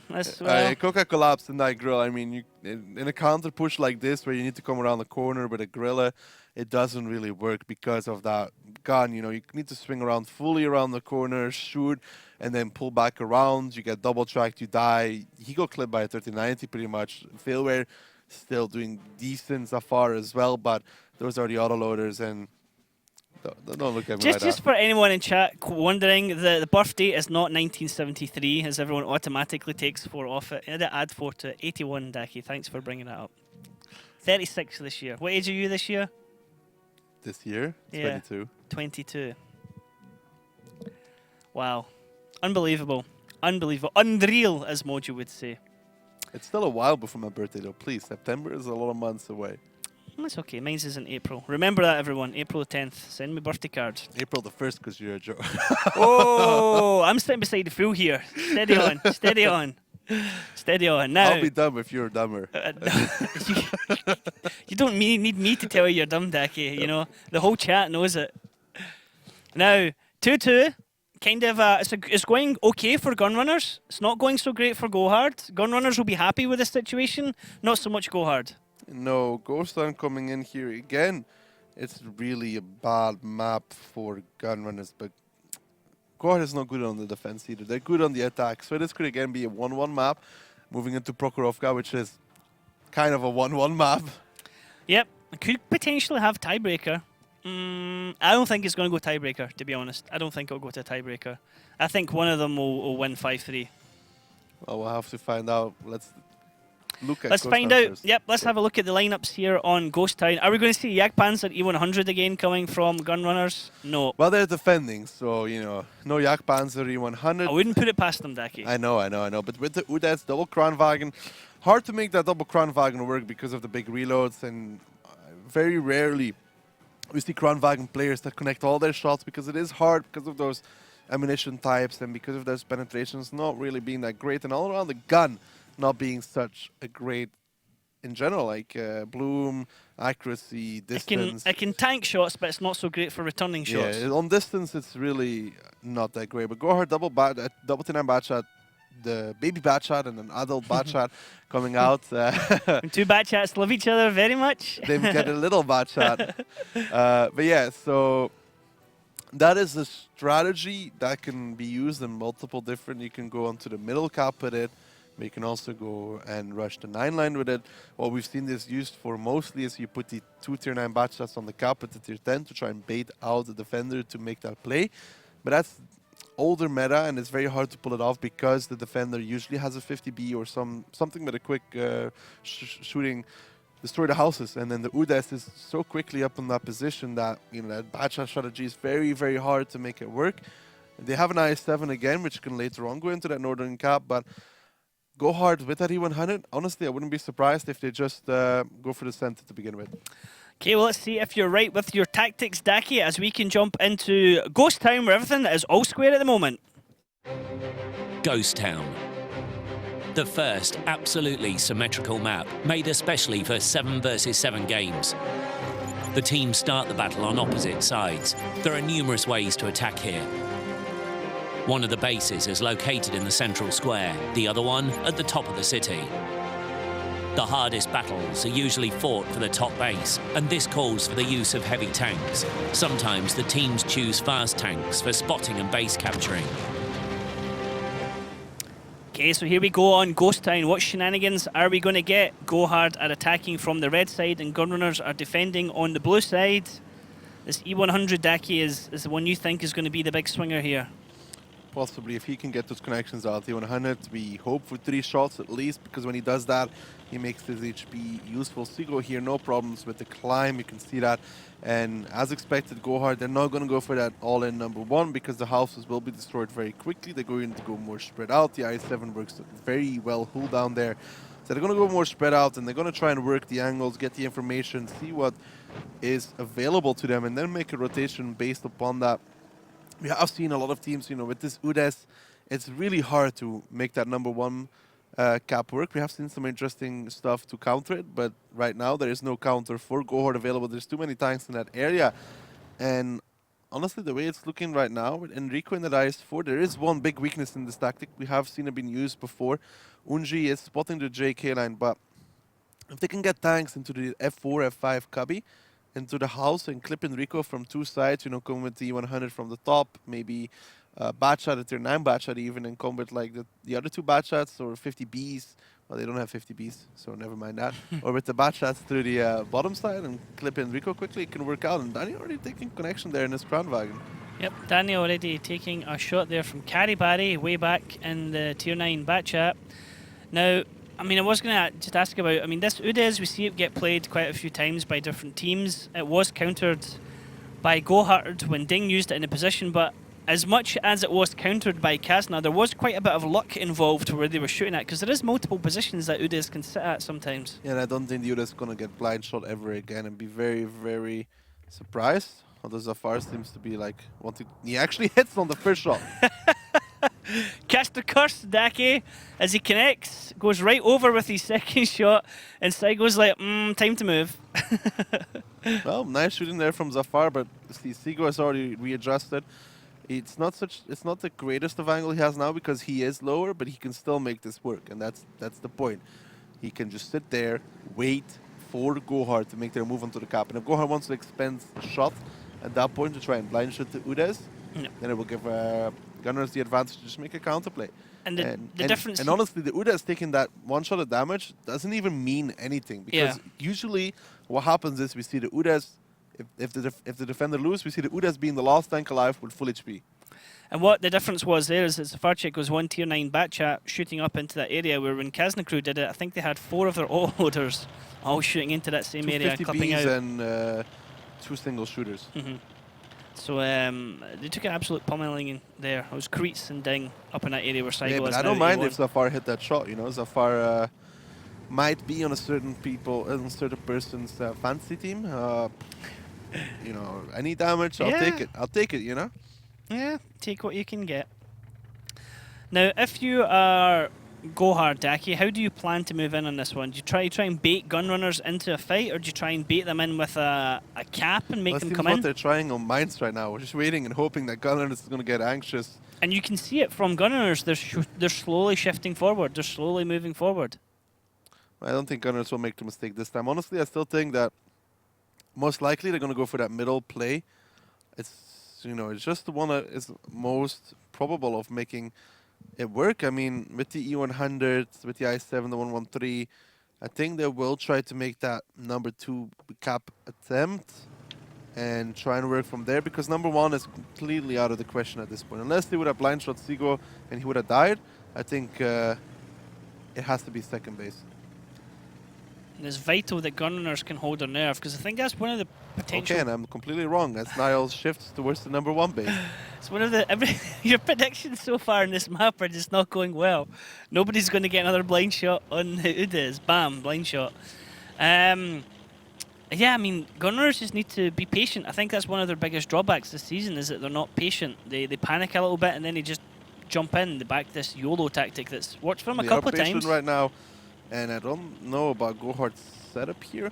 It might not even be a cap. Honestly, what they're posturing up for right now is maybe an A-B line push with a D-line push at the same time and try and catch anybody in the 5 line. But we can see that Gunrunners is sitting very far back, and Gohard might receive too much damage before it even comes out. And it looks exactly like that. Niall will join the heavy tanks here of Coca-Cola, Fever, and Kaizu. They'll push out, and at the same time, the 3 batches will come around the other corner and try to make a play like that. Or they're just going to drive onto the cap. Triple cap coming in at the moment to try and bait out something from Gunrunners to come back and defend, while at the same time the heavy tanks push around the middle to give blockage on the base. Now we are at 30 seconds. Coca-Cola wants to be the first one coming round. The tactic here from Gohard relies on Gunrunners rushing into the cap circle. We're down to 20 seconds at the moment. Gunrunners should better have a plan. To push off it. It still looks like they just want to push off it. There we go, the first connection from Sigo. He knows, but now Sigo needs to be careful because they can't pinpoint his position. Sigo looking to get a shot in a different tank. He puts one through the building where Maga was hiding behind. Now, can he get Maga as spotted? So Sigo's going to go for Maga now because his first shot was into Carry Barry. So again, there's a reset. We're down to 11 seconds. The rest of the tanks from Gohard are not moving. We're down to 8 seconds. It's all on Sigo here to make sure he connects with another tank. He needs to hit one Nobody of the else from Gunrunners is making a move to do a reset. Safarchik moves off. Annihilator comes round. They are pushing out. They get the kill on Danny really quickly there. Maga coming out. Just listening to the team speak of Gohard as they push this fight. -2. Batchat -3. Batchat cut -4. It's Batchat on reload. Окей, у тебя нет аптечка? Кайзу, can kill him? But it's one shot, he's a one shot. Yeah, I understand. Да, можешь гонять за ним. I7 can go to him. Ground mines 1. 50B is left side. Пиздец. -3. Minus КД, 4. он на КД. Кран справа. This ground minus 1. The ground minus 1. How many HP is for you guys? 1300. Я один ему дал. 13. Удес, назад. Just going back. Назад. Бля, вы что так? Господи, ребят, ну давно же отверть тут надо. Ground Давай быстрее, Сав. Есть под КД, есть под КД. Назад. Ground reload. Ground reload. We can kill 50B, I see it. kill 50B. I should say the cap, I think. Nice. I die. Хорош, nice, Nice хорош. for reload. We need Where's we need the to Betched, be. guys? Where's Betch Betched? from. Betched on left. I die. Nice. Nice. Who FTB killed minus Betched? 2, minus 2, this 50B. Collapse, назад. 50B, I aim you. No. Three. Let's take him. Aiming you, Barry. I'm not going back. I will going from back, guys. I There's cannot- crown reload now. Nice. Come on, 50B, have HP, guys. 50, Can you spot 50B, Betched? 100. Can you spot 50B, guys? Can you spot They 50B? need going and reset, Yes, guys. Volkada. Yeah, I'm gonna go north. Завтра тебе надо играть. Go here, reset. Udes reset. Just team. Yeah. Я пытаюсь много ехать, чтобы это сзади их чикать. I'll support you now, if you can. I'm just gonna move out of the cup, there's no point. Yes, Volkada.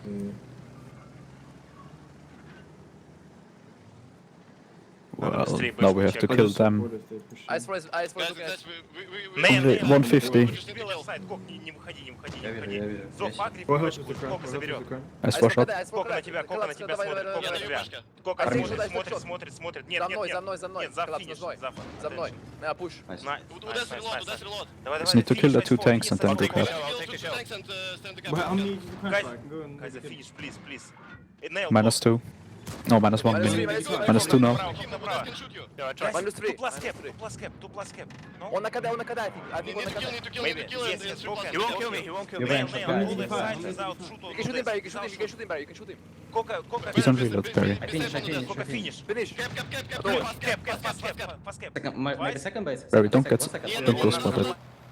Okay, right to the wire here. 3 tanks from Go Hard on a one shot. 1 minute left. Saigo, what can you do, mate? Because they're going to sit in that cap circle and you're going to have to get the shots out. No, you can still win this. 53 seconds. It's just enough to cap at 3 guys. So you need 40 seconds to cap at 3. Sigo, he needs 1 reset. It's all he needs. 1 tank. All of them are 1 shot. He gets 1 reset. It's game 1. He has camo value in his favor. It is the Udes, but the question is, he's spotted already. Spotted already. Shots coming out there from Carry Barry, who is in a perfect position to clip into him. Carry Barry gets the kill. Go Hard win the round, and that was on a knife edge for that entire fight for either side. Martin threw round. You gotta say it like it is. Honestly, Kranwagen, he did 1 connection on Isle and then bounced 3 shots. And you also were very critical about Storm's reload. Storm sat there with 1 shot for like 50 seconds. That's like nonsense. But Martin threw it around, and the Kranwagen, we knew that Barry was a 1 shot. We knew the other batch, I forgot his name, was a 1 shot as well. I think it was, no, it wasn't Safar. Was it Maga? I don't know. No, Maga died. Maga Whoever, they died, had 3 Kaiser, tanks. yeah. They had 3 tanks, had an IS-7 and the 2 bats. I think it was Maga then. Yeah, whatever. No, because Maga was the one saying, I'm dead. He didn't die. He said it multiple times. Not He important. did die. Not important. Both the other 2 tanks were 1 shot, which is the important factor to keep in mind here. They were 1 shot. Martin has 3 shots. Instead of shooting Annihilator, he should have driven into the cap number 1 instantly, because it is hold down.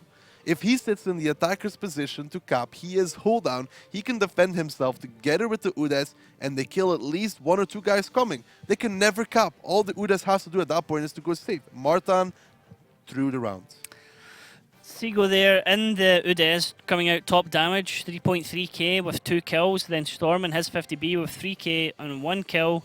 Annihilator then in the IS-7 getting right up in the faces of gunrunners. And then Kaizu, 2 single shooters coming out top damage there for Go Hard, which is quite impressive, considering all the autoloaders and also the fact they had an E100. Never mind what I said. It was not a Zafar? bash, that it was an E100 alive. Okay. E100, okay. But still, the point still stands. If Martin drives onto the number 1 base, goes safe, all of the stats wouldn't have mattered at all if he does what he's supposed to do in his Kranwagen, which is not trying to fight an IS-7, because we talked about the penetration of the Kranwagen. It really isn't that great.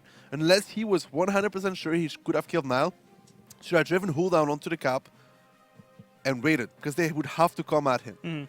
They would have to come at him. They would have taken more time to kill him. So they can't go towards 0 line because they just don't have the time for that, which would be the easy angle onto the side, but they don't have the time for that. Martin, all he has to do is sit there. If they go towards the 0 line, it's lost for Go Hard already. They have to drive at him. They would have to send the IS-7 first, but the IS-7 would have to come over, which then exposes the entire underplate for the Kranwagen to shoot into it. And in the meantime, the other 2 guys need to come close as well. They also need to close in the distance to do that. And don't forget, the Udes was still alive. So if Martin sits on the cap, Niall drives towards it, the Udes kills Niall by himself. Martin doesn't even need to shoot it. So honestly, Gunrunners, again, bad. This was bad individual decision making. Yeah, I mean, it did look like at one stage it was going to be in Gunrunner's favour. You said it yourself. You said this is over. Gunrunners have had it. It's an easy win for them. But Well, they did have it. sadly, they weren't able to close out the battle in their favour. Now the teams are going to swap positions. It's going to be Gunrunners on the defence, Go Hard on the... no, other way around, isn't it? Going to be Go Hard. defending. Go Hard, They okay. just attacked. Okay, my bad. Again, I'm getting the G's mixed up. I'm getting confused with the teams. So I'm a bit stupid. Well, quite stupid. Completely. Now, predictions for this one? Do you think it's going to be now Go Hard stepping ahead 4-2? Probably, because a run like that kind of breaks you, especially because Gunrunners will have realized that they had that round 100%. I mean, they had it. They didn't close it. It's a big mistake. Go Hard recovered very well, very nicely, which was... They also waste... I mean, honestly, I'm interested in one more thing before we move on. Yeah, Collapse blocked 2.5k with his armor, which was also really... It was at an angle where I was saying really he's bad taking a lot of shooting shots from there. really bad shooting from Gunrunners. Now, I put a bit of paper over the screen so Daki couldn't see. Let's have a look at the lineups and see what I was hiding from Daki. Well, They've done it again. I'm not surprised. How can I be surprised? They did it last time. Yak Panzer 100 for Danny. We're not sure why they pick it. I don't think they're sure themselves why they pick it. It has a use, I guess. He missed twice the dead zone in the last time he played it. Yep. But maybe he's going to make it work in this round. But Go Hard should be able to read this, what Gunners is going to throw at him, and respond accordingly. Scorpion as well there on the attack. E100, I7, Batchat 25, 2 T57 heavies. So it's quite a heavy lineup here from Gunrunners. Are they going to get it to work in their favour is the key thing. Now Danny really needs to make these connections. He's going to a different position from last time, because last time he was in C0. This time he's going to try and get the cross angle here on towards the D6-7 position if Go Hard goes aggressive there. That's what I like that. I like that. That's good from Danny. He might get a big shot here. If you're a fan of either of the teams, drop by their Facebook pages at the top. So it's /GoHard WGL. I think it was /Team Gunrunners or Gunrunners. I just missed it there because it pops out so quick. Now Zafarchik coming up onto that hill area that we normally expect defenders to go to. Seagull going around here in the Scorpion where they perhaps Go Hard might expect the Jagdpanzer E100 to be, but it's not. It's a bait. I mean, whoever gets hit with this Jagdpanzer E100, if, and a big if Danny makes these shots, the thing is is, really though, important. the Scorpion, we never really saw it come into full effect the last time they played it. The thing is, it's a pretty tall tank. I mean, People have whole-wise- been top damage in the Scorpion before No, on this map. It's not even that what I wonder they're going to do with it. They might actually get the Scorpion at one point to go onto the cap Block. and put the I7 behind him, because he is a very tall tank. tank. I mean, It has like, happened before. The hull is big. So we might see at one point the Scorpion, when Danny relocates towards B0, we might see him playing there, Jagdpanzer, Scorpion, Seago, going into the cap, shielding the I7 behind, which would neutralize Zafar's position, which would mean they would have to come and fight on the top against the T57s, against the E100 with 50Bs and such. They don't really have the lineup that works well over there, and the Gunrunners could possibly outshoot the boys from Go Hard there. It depends if the Scorpion can even make it onto the cap, because Collapse and Zafar, between them, they've got enough alpha to instantly kill him. To wreck him before he even gets near, that's a fair point. Now, Coco Collapse angling exactly for expecting that push from the Scorpion as Enrico's moving over behind him, Daki, so it looks like perhaps The actually thing is, Enrico's in front of him. Danny will get into position first, cover the angle, 420 penetration on that Jagdpanzer 100 with heat. Can set you on fire if you're not careful. But yeah, he will cover that Scorpion so he can get on. If Collapse peaks, he's going to take 1.1 to the face. I don't think he's going to make that trade. Just as you say that, Coca-Cola Collapse is like, I think it's time to move away from this area. Sup, Smart guys? decision. What's up, guys? What's going on in the town? You just need to tank better. That's what Go Hard's message is to everyone. Yeah, but Danny in position now. Seago will make his approach on towards the cap. He will shield towards A1. He will put himself sideways on it, and then it will be on to Go Hard to retake that alley, as we like to call it, that D7-8 slope. Death alley where we see Martin sitting in right now. Yep, where they will have to fight against T57s, where they will have to fight against an E100, and Danny at that point should have repositioned as well to cover it off. And yeah, this is somehow not looking that good for Go Hard, I'd say, because it is, you know, they're going to have to make a rotation. It doesn't have to be a quick one, because the fact is there will just be one guy capping, so it'll be a long time before this strategy comes to full effect from Gunrunners, but they will have to take it. And Gunrunners knows they will have to come. And they have all the angles covered right now. It's all going to depend on, can they get all their shots off? Can they get the reload with the T-57s? Because if they get 2 reloads out on a 57, you know it's going to hurt. It's going to be a lot of damage as we see Seago and Enrico in position here. Looks like Enrico is going to be the first one going forward. Yeah, they want Daki. the Scorpion to survive, so you send the IS-7 first, so you make sure the Scorpion survives. The IS-7 will go on to cap. He will check if there's anybody in position to shoot at him.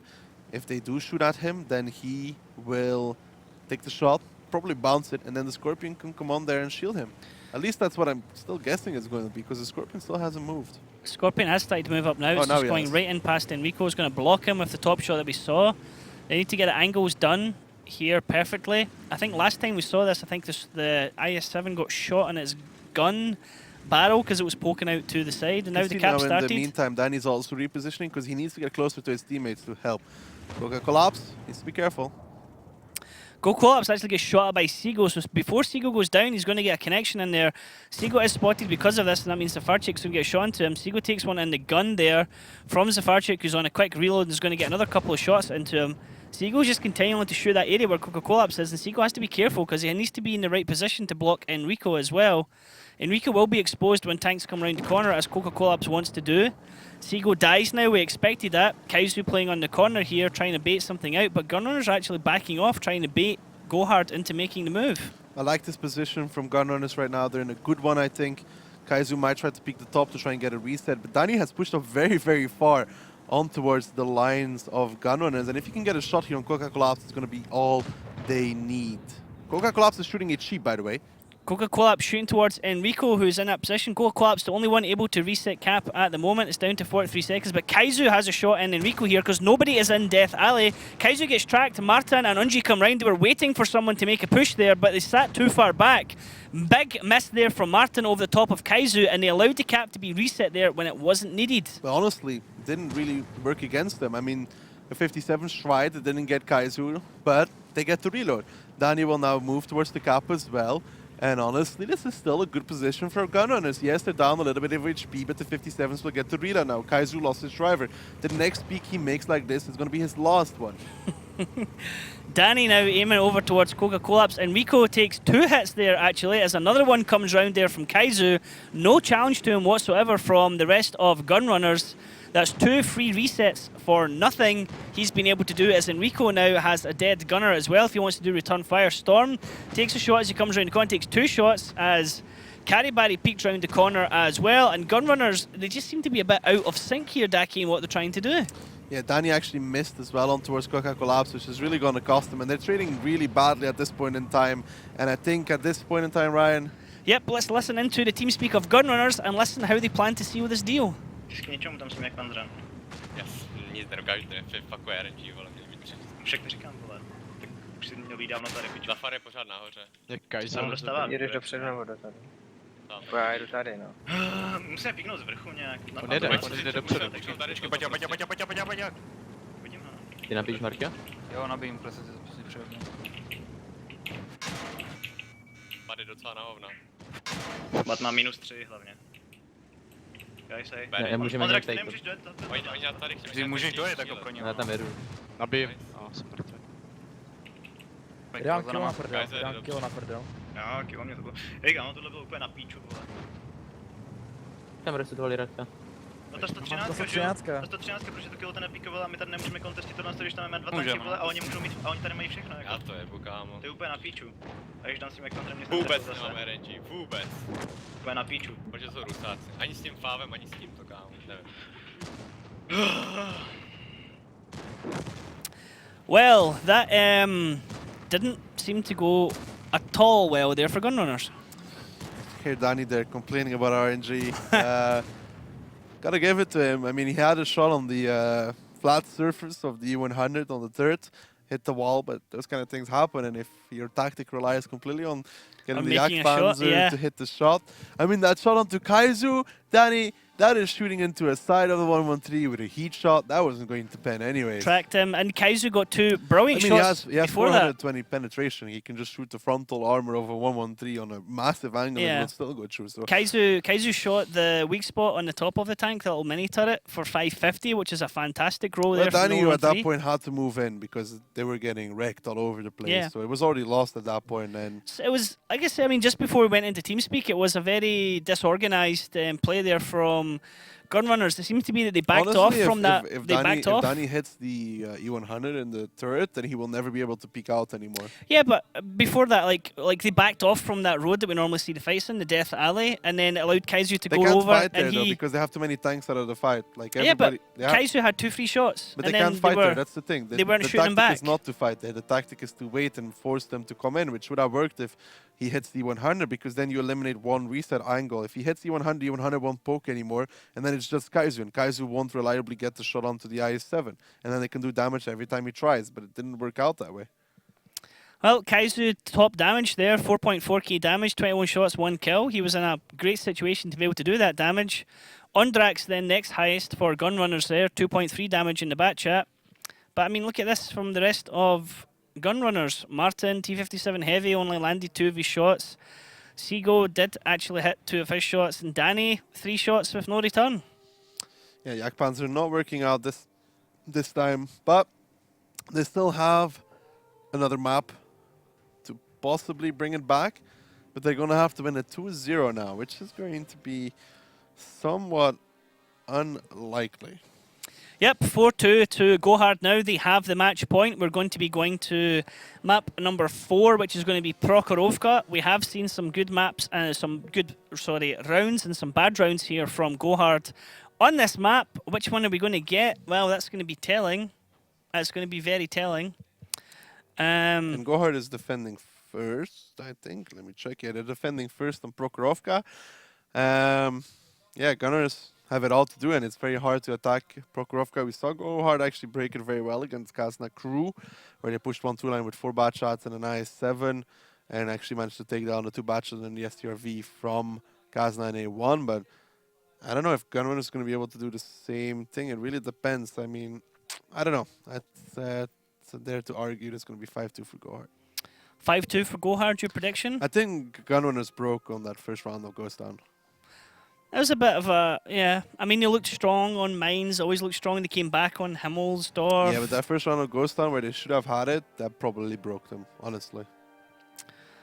Okay, indeed. Now let's have a look at the lineups and see the vehicles that are going to be used now. Daki, what can you tell us here? So double IS-7 from Gun Runners, double IS-7 and Grilla coming out. IS-7's for the middle, but can also work very well to push 1-2 line. I mean, this is, again, both these lineups kind of say they can do whatever you want. I mean, Go Hard can split up, they can defend heavy 1-2 line, they can make a trap on A8. We know where the STRV is going to play.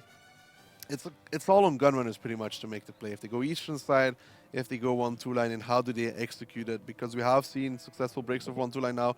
Perhaps they're going to figure out their own. And the Gorilla can wreck the STRV because of that bigger caliber and overmatch mechanics. He can really wreck that STRV if he gets spotted. Yep, it will be interesting. We've seen actually from Go Hard do a 1-2 line fail. We've seen Go Hard do a 1-2 line success. So are they going to do it this time round or not? Well, let's find out. Go Hard currently lead Gunrunners 4-2. We're going to Prokhorovka. Prokhorovka, one of the first maps in the game. Teams start at the regular spawn points as they do in standard battles. Bases are separated from each other by the railway, so the defending team has to choose whether to send their vehicles to the left side, playing them in the centre, or to the right of the railway, occupying the hill and a part of the village. The attacking team usually attacks the first base. However, the teams often go for face-to-face confrontations, 7-on-7, in the hilly terrain at the centre. That's why both teams frequently use vehicles with good gun depression angles and sturdy turrets. So Go Hard, red team are defending against Gunrunners, blue team attacking. Gunners have a bit of a mountain to climb here. Go Hard have been able to take the lead and they are on match point. So if they win this round, that means Go Hard win 5-2. They win the match between them. Look at this play from Gunrunners here. It's going to be super aggressive towards the eastern side. 3 batches and an RU pushing straight across. This gives Gohard some information because you can see Kaizu Barry kind of ready for this one. And because of Zafarchik spotting no counter Ru in the middle where you see the usual spotting run, there's going to be 2 batch shots waiting, and I don't think Kaizu and Barry will get to do much because Gunrunners is just too quick and Zafar's spot is kind of late compared to it. Danny pushing up here on the right-hand side, just stops for a moment, got spotted, was perhaps thinking, is there someone to the right or not that's spotting me? They didn't spot Zafarchik, so they don't really know, and Kaizu and Barry are going to try and make a peek. Danny taking 421 damage there from Kaizu and Barry peeking over there. Kaizu immediately goes on a reload, Carry Barry backs off, so it was Kaizu that got that first shot. Now they're going to come all the way back. Daki, are they going to sit where they are? They're going to go back towards where Maga is, and Maga's going to take their position. They're going to try and play double IS-7 here at the rails. It's going to be risky to make that work. Seago on the cap and try and hold with the bat shots. Their eastern side is kind of exposed, the K line and the 0 line right now. They're going to put the Gorilla in A0 most likely because from there he can try and shoot towards the middle. He can try and shoot towards A6. And Enrico here with the first nice connection on towards Maga, even more coming out. Maga in a bit of a crossbar there, but Danny took a huge amount of punishment for that, peeking over the rails. He's down now to a one-shot, only 104 HP left, and he is pretty much out this fight now.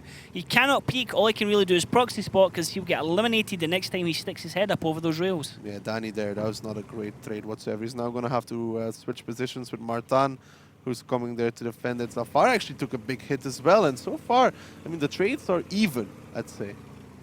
Just as you predicted, you see the Grill going up here to A0. He's aiming across into Maga. Doesn't quite have the shot at the moment, but might be able to make a connection soon. Enrico, in the meantime, has taken damage as well on Gunrunner's side. Now, at the moment, I mean, you can hear the damage coming out there, but nobody actually seemed to lose HP. It's just a non-connection on towards Maga, I think. Cap has started again now. They need Unji to hit Maga, and they need to do it before Seago dies. That's the main concern here, but they're bleeding and they're down HP. Positional advantage is with Gohard as well. At least it is looking like that right now. Nice peek there from Martin on towards Maga. I mean, they need to chip away the health of Gohard right now. They need to make sure that any peek from Gohard gets punished very, very heavily. Storm and Enrico can't bleed too much more. That's the important factor here. And Unji needs to make a connection to Maga, and Marta needs to not overextend like that. Double shots going there into the tail end of Martin as he peeks over, trying to get a shot into Maga. At the front end, we can see Coca-Collapse trading with Enrico and Storm. Coca-Collapse hasn't taken damage yet, but Enrico and Storm are continuing to take damage every time they peek because Coca-Collapse also has Failware and Annihilator over his shoulder, able to give him additional fire support. Especially the STRV is annoying at this point because he can just ping through that frontal armor of the i7 every single time.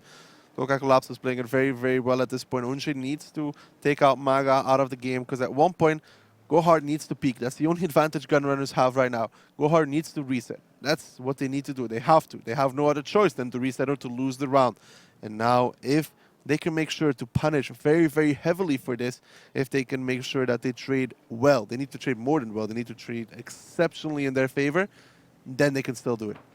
Less than a minute now on the clock as Storm takes one to the face and bounces it. He doesn't connect with his shot. Coca-Collapse. Coca-Collapse coming up, try and get a shot on someone. Now looking at viewpoint from Kaizu, who's taking damage as he moves over. Seago gets shot at there. Somebody was able to peek and get the reset. Collapse. And that was a massive amount of damage done onto him. They collapsed there, peeking over the rails because both the i7s were on reload. Good stuff there from him. Needs to be careful though because the i7s can still play well against him, but Storm has a damaged gun, which is very annoying. And now Seago is 277 HP, which means that the next time Gohard commits to reset, they will kill him. And then they will have to put somebody else into the cap, which is an issue. And Gohard is in the prime position here to defend right now. At the moment, Ondrax just keeps moving back and forward from his position on the right-hand side of the map. Not sure where he needs to go to. You can see shots again coming in here towards Storm, not connecting. Looks like perhaps Annihilator from the angle he's in.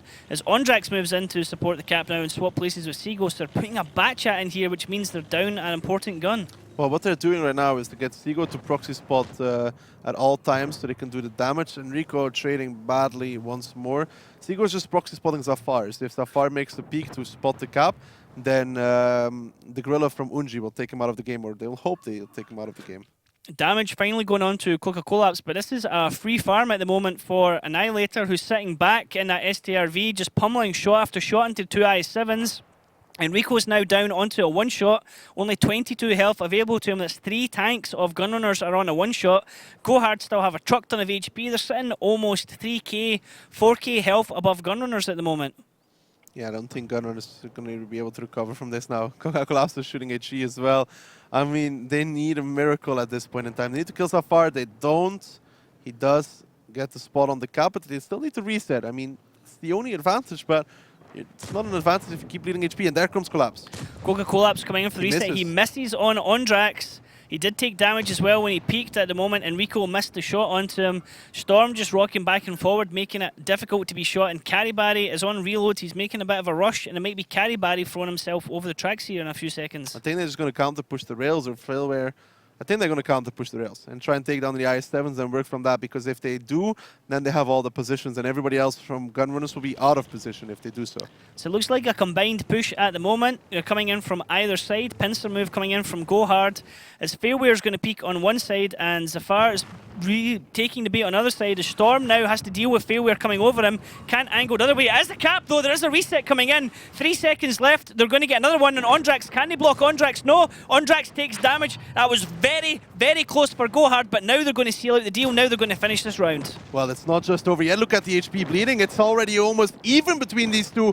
And yes, Unji has all of it, but don't count them out just yet. And the cap was at 100, but it had no exclamation mark. So almost over here. But yes, Gohard should still be able to close out this round because Unji is spotted. He did not connect on towards Annihilator either. He got close there. He got very, very close. Very close. It was actually straight up 0-0 on the counter, but that shot came in at the very last moment. Split-second save there from Gohard to win this round, but they are now winning it with 4 tanks available. Unji, the only person left for Gunrunners, and unfortunately, no big upset from Gunrunners today, but Gohard are able to pick up 1 out of 3 wins this weekend as they're able to win this one 5-2. And most importantly, Gohard picks up a clean win, no tiebreakers, 5-2, 3 points for them. Gunrunners, they're very, very close, especially when they boosted the cap. Gohard did not seem ready for that. Luckily enough, they got 1 or 2 resets there on towards the IS-7 and whoever else joined onto the cap there. Yeah, I mean, honestly, Gunrunners, they almost had this round. Gohard need to think about that. Very close, and we've seen it so many times on that base too that teams just leave the push till the Imagine very last second.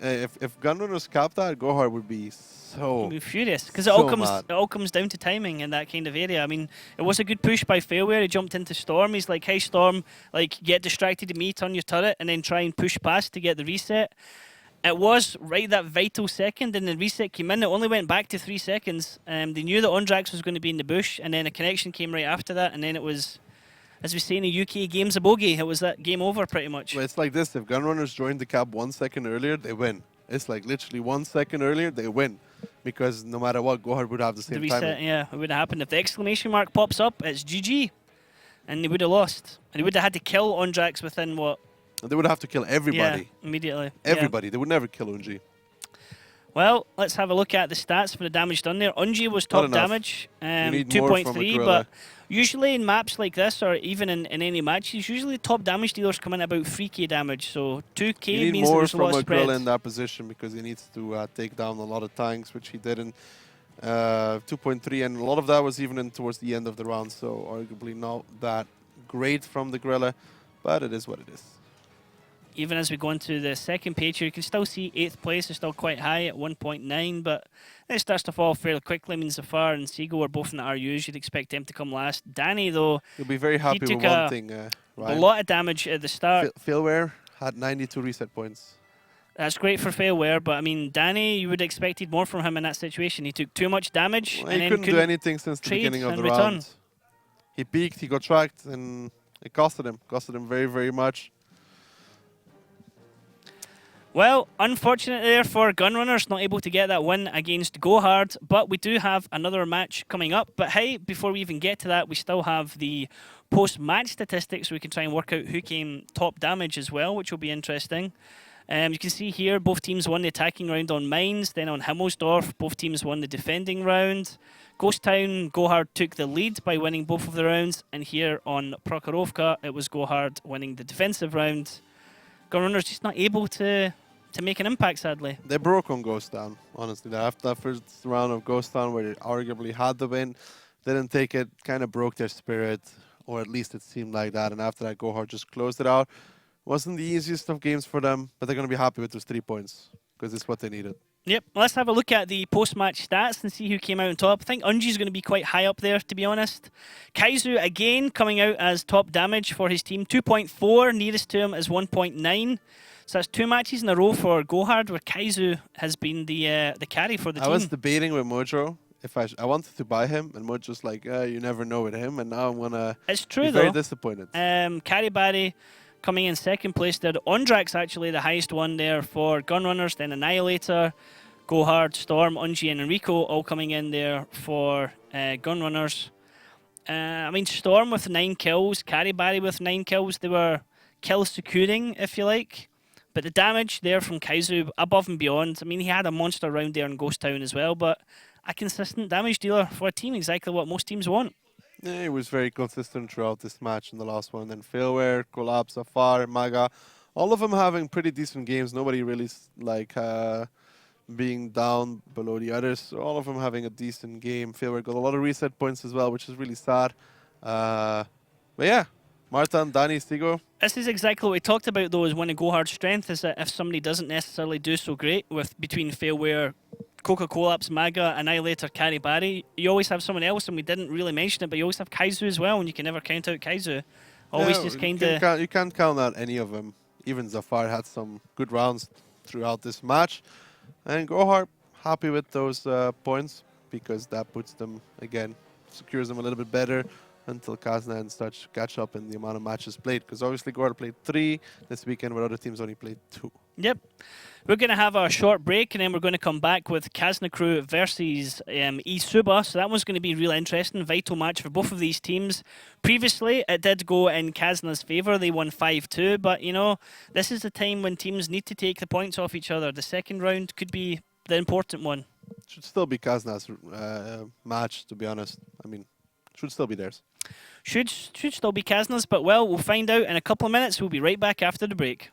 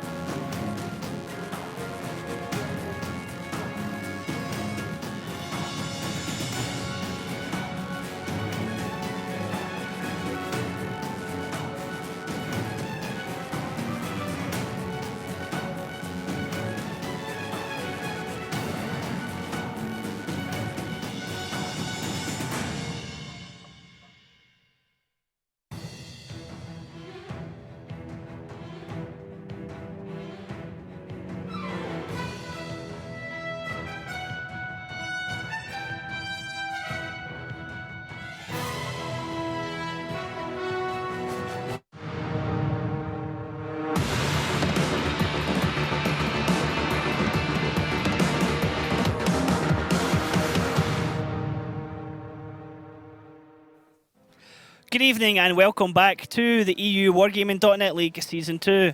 My name is Ektar. I'm joined by Dekilzor, still here for this evening and for our final match, which is going to be Kazna Crew versus Isuba. Looking sharp there with your bow We ties, actually sir. managed to do it, which is amazing for the amount of time. It actually doesn't look that bad. It's a nice combination. It's quite dapper for you. I'm liking my little kind of check number. Look a bit like a ventriloquist dummy, actually, I feel like, kind of right now. First time ever wearing a bow tie. But yeah, I don't think this is going to be a regular thing for me. This is a sympathy vote because you actually lost your bet. This one with the black shirt actually looks kind of Looks pretty decent. pretty popping. Now, there's no need to put the camera on me for that, though. You can just go back over there. Thank you. Hi. Now, Kazna Crew versus Isuba. Daki, how do you see this one going down? You said before the break you reckon it's going to be Kazna. How much do you reckon they're going to win by? Well, last time Isuba broke on mines when Protalicek failed to run away, so hopefully...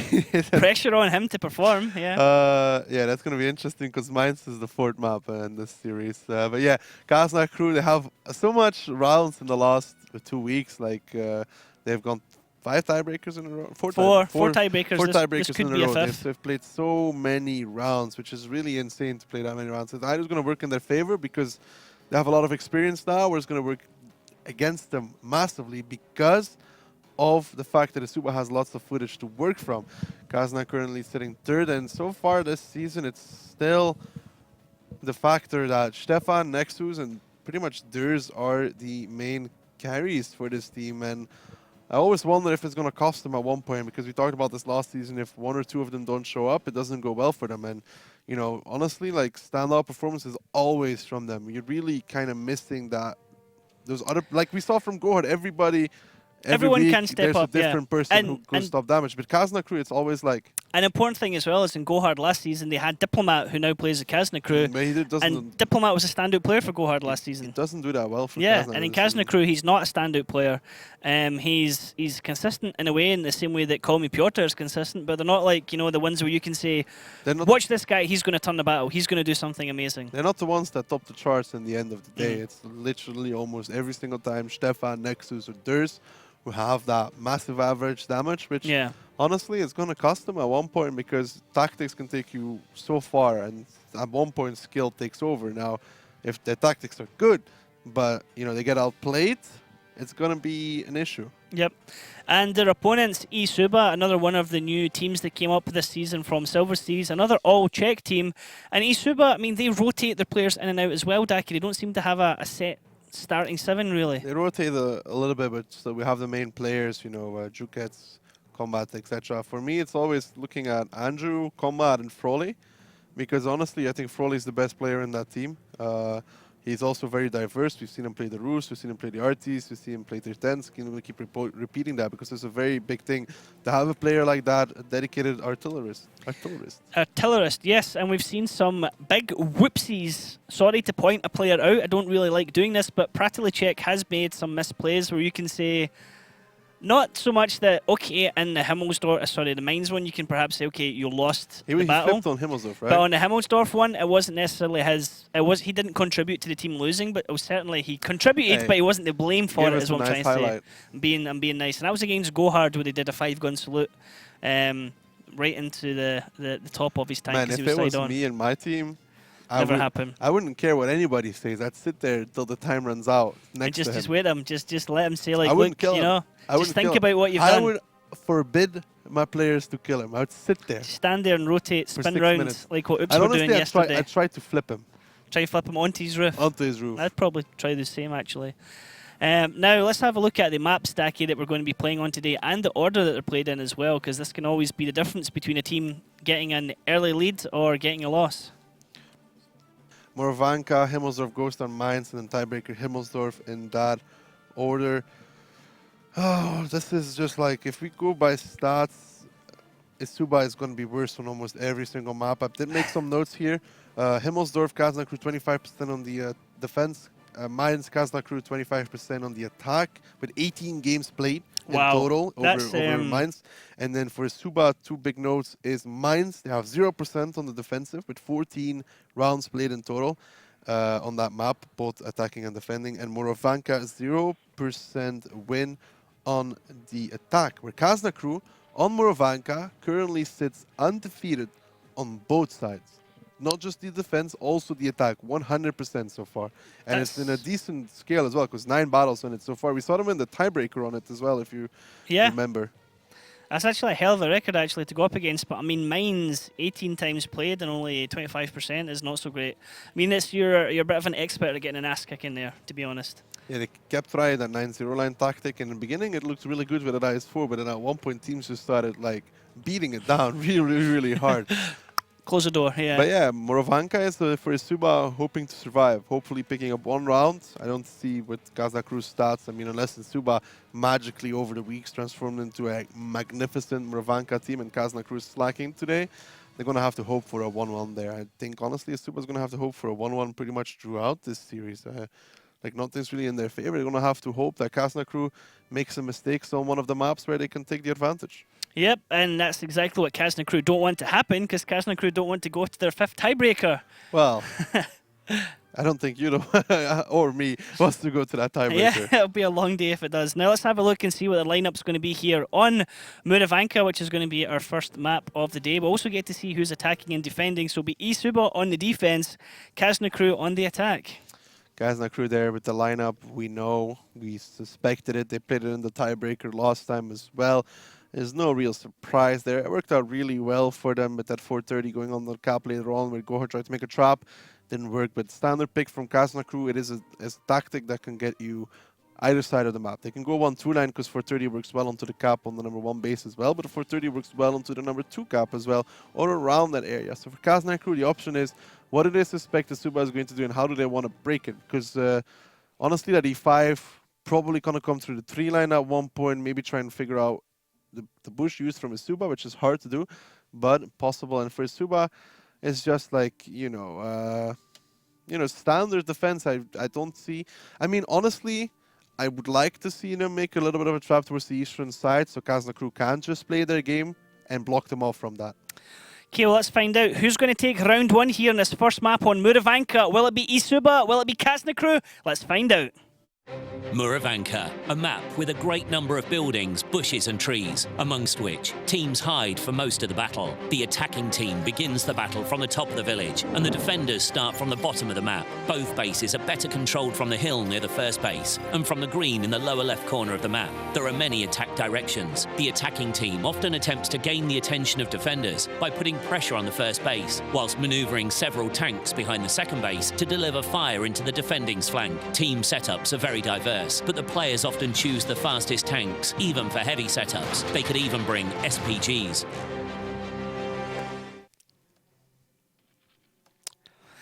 Sadly, things didn't go as planned at the moment, but we will get back into the action as quick as possible. Now, Moravanka, in the past, it has been one of our slowest maps, but it's actually turning into sometimes quite a quick map as well. We saw a crazy fight between Ding and Utopia, where Utopia rushed right into the gun line of Ding and got wiped out when they were defending. Yeah, it's going to be interesting to see between these two. Like we were talking, I'd like to see Suba move towards that eastern side and block off the boys from Kaznakru from executing their tactic, because I think that's the easiest way to possibly break it. If they don't get to execute their plan, then let's see how they react to that, because a lot of teams let them execute and let them get into their strive of things, and maybe if they block them off, Kaznakru will make a mistake here and there. Yeah, but the counter to that is that Kaznakru are the team that are well known for being able to clear out that side. They set up a pattern, they go through all the bushes one by one, and then they're able to eventually find out if there is a scout sitting there waiting and which bush he's in. That's going to be interesting to see. I don't know. I don't think Suba is... issue I have with Suba is they're such a slow team from time to time, so I want them to see them play a little bit aggressive, but then again, their style doesn't really suit that, because they always take time to make a decision, to think about the things and how they're going to approach it.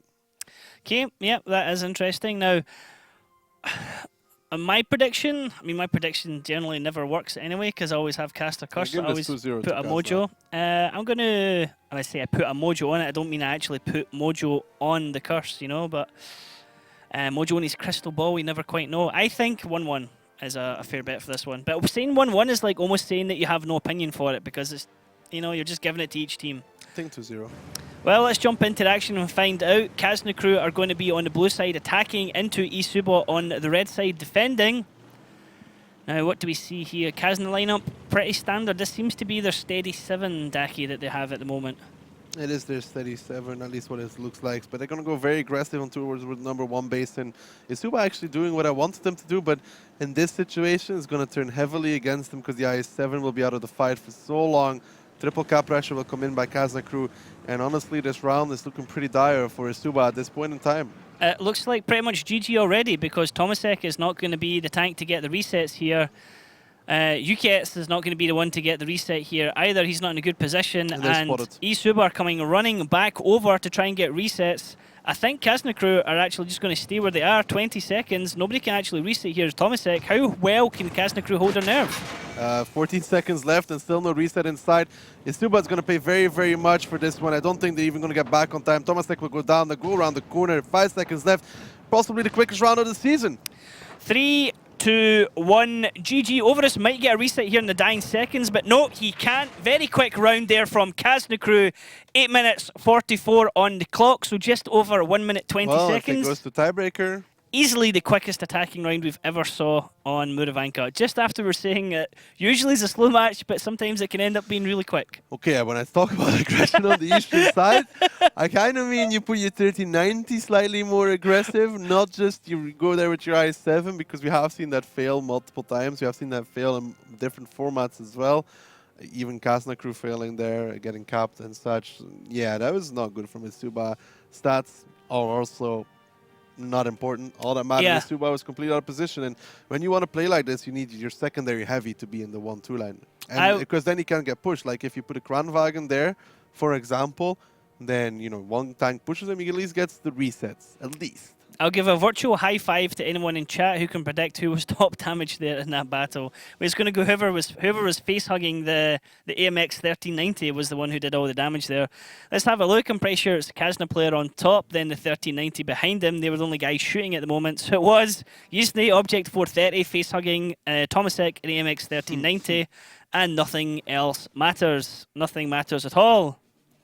The needle returns to never mind. You don't know that song. Dares, top damage, top it in. Well done, Dares. Nope, that was the second page actually. Wow. Oof, such damage. Such damage. Wow. Much wow. Very shooty. There's not much to say about that round. I mean, everybody could literally see what happened there. Kazna crew driving tanks into the cap, Isuba not being in position. It's one of the oldest rules in the book that you need to have some coverage to deal against the cap rush if there's multiple batch chats. Isuba, you just, like, that's one of the oldest tricks in the book. Hopefully, you'll never fall for that one again, though. Yeah, hopefully. I mean... 1 minute, 1 minute 17. Like, never seen it done so quick. Never seen it done so quick. I know who's going to pick the side in tiebreaker if it comes down to that. Let me guess, it's going to be Kazna crew. Now, teams switch positions. Isuba are going to be the ones attacking. It's going to be Kazna crew defending.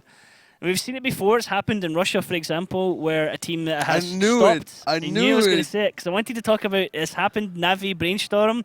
Navi tried to cap rush Brainstorm. Brainstorm knew it was coming and dealt with it. And then the very next round, Brainstorm cap rushed Navi, and Navi weren't ready for it. So I knew this was coming. Yeah, I knew it. It's always a great play because Navi were like they are like the top. You know, they shouldn't be able to be like caught out like that. Basically, it's going to be interesting to see if Isuba can.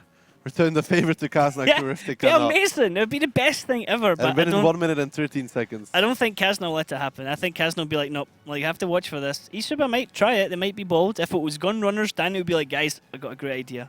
You know? If it was Gunrunners, they'd have an M53. Gunrunners would rush the other base. Not even Gunrunners dare to do that. Don't put ideas in Gunrunners' heads right now. I'm sorry, guys. Don't do this. Danny, just park 2 Yak Panzers on the cap. Yeah. Nothing can go wrong with it. No problem. No problem. Now, I mean, 2-0 if Kazna crew go ahead here. That's going to be a huge boost to them. And potentially, Isuba are going to be on the ropes instantly from that. Kazna crew is defending, and it's going to be very hard for them. They have that standard lineup on defense that they like running. We have seen it multiple times. I'm going to make a guess. Vetsu's going to play an Emil too. Let's have a look at the lineups, Daki, and see if you're correct there with the lineups and who's going to be playing what. I mean, we can see the tanks being used, but do you know who's in them? It's no real surprise from Kazna crew. They have run this lineup multiple times. It is no surprise. So Vetso, Emil 2, Diplomat, Emil 2, Kranwagen, I don't know who's going to play the second Kranwagen, but then all bad shots. It is a good lineup. It is a very, very heavy lineup in essence, but it is good to defend that cap because you have those hold-down Swedish tanks. Emil 2, Kranwagen, an absolute pain in the butt to try and penetrate with their turrets if they're sitting on that reverse slope. Now, Batchat, then Batchat, baby Batchat, 3 Batchats. Yeah, I mean, it is a very good lineup from Kazna Crew. Isuba, not so great. So I still think it's going to be 2-0 here for Kazna Crew. Isuba is going to be slow anyways because they're going to play with an M53. Okay, let's jump into the round and see who's going to win this one, Daki. Is it going to be Isuba bringing it back to 1-1, or will it be Kazna Crew going ahead 2-0? Kazna Crew is actually going to put aggression on towards the eastern side. You can see their bad shots and even a Kranwagen being pushed by Dur so you can keep that top speed. The Kranwagen really not slow when he reaches max speed, and they might try and block off Isuba from coming here, but Isuba has so much tanks here, they could really punish Kazna Crew very, very heavily. Tomasek drive towards the cap, backs off. Now we see the view on the other side of the map as Lukin and Andrew playing a bit of lumberjacks, knocking down trees. As they drive away, they get spotted out, so they know that somebody from Kazna is over there. Now combat in this artillery could be a deciding factor. He's either going to do significant damage or he's either going to do very little damage, and then Isuba are going to rule not having an extra tank available to them. I like these rotations from Isuba so far. They're giving all map control to Kazna Crew to work with their Kranwagens. They have to be very careful not to get catched out. Haiba took their house there. I mean, honestly, Isuba afraid of realistically nothing because, you know, they're not going to leave that #1 base completely open. That's something they really had to realize, and they had the tanks there to fight. They didn't. They should have taken down Haiba almost instantly. On the other side, Diplomat is right up in UK's face so that Kazna Crew want to take dominance of the 1-2-3 line and just force Isuba back into this corner. Remember, Kazna Crew are the defensive team, but look how much map control they're taking at the moment. Yeah, UK should take at least one shot of damage to make this escape. He might not. And Kazna Crew wasted some time here, but honestly, backing off here at this point of Kazna Crew is also very questionable because they have the tier 9 Bachelor. Haiba needs to get into a bush. He needs to do it quick. He'll manage to do it, but now Isuba, I don't know if they're going to figure it out because last few times when Haiba played in the bush, the opponents didn't seem to figure it out. We're going to have to see if Isuba has a better read on which spotting that Haiba's going to use. Looking, Andrew and Frawley making the push down here. Haiba gets himself into position and has stopped his runs. Actually still moving ever so slightly. Andrew and Frawley. Frawley's going to go along the K line here and just inch forward ever so slowly. Isuba posturing for something around base 2. They have no chance to get near base 1. And Call Me Piotr is hyper aggressive here as well, Daki, on the A line. Yeah, but so far this is not really an issue. Ooh. I don't know about this, Haiba. It's a little bit late to do that if the RT is watching. If the RT is watching there, which is a question I'm asking myself right now, he is not looking directly in that area, so he might get lucky with that one. Because if he saw that, he'd almost instantly know where he was. Haiba playing a very dangerous game. You can't, I mean, Haiba may be not visible to the enemy team, but knocking over the tree would be visible. They know that a tank has done that, and they can blind fire in that area. Now Frawley moves up to that position along the K line. He is spotted. He knows it's coming from Haiba, but he just doesn't know which bush Haiba's in. I'm watching the RT for now. He doesn't seem to have a good read on what Haiba's position is. So far, he's aiming more towards the road, but Isuba still have 6 minutes and 45 seconds. They have time to work with, and it's all dependent on can they find the bushes, because, like you said, the #1 base is completely out of the question at this point. So they have only one chance, and it's called find Haiba and start the cap. Find Haiba. We just saw the laser pointer there view from Frawley as he was aiming straight at Haiba. Now Andrew spotted, he's driving across. It's Haiba aiming at Frawley. Frawley's aiming everywhere like a discotheque, firing shots everywhere. Look in as well. Andrew will come off reload and he'll start clipping out. This is good, at least from Isuba, that they are trying to fire out shots. We've seen this before when Alien used to play with Kazna Crew, that he would end up a battle with like hardly any ammo left because he would always be firing off test shots into the bushes to try and get connections. At this point in time, I'm not sure what Isuba is going for. They seem to be backing off. This is going to cost them so much time going back with an I-7, with an Emil.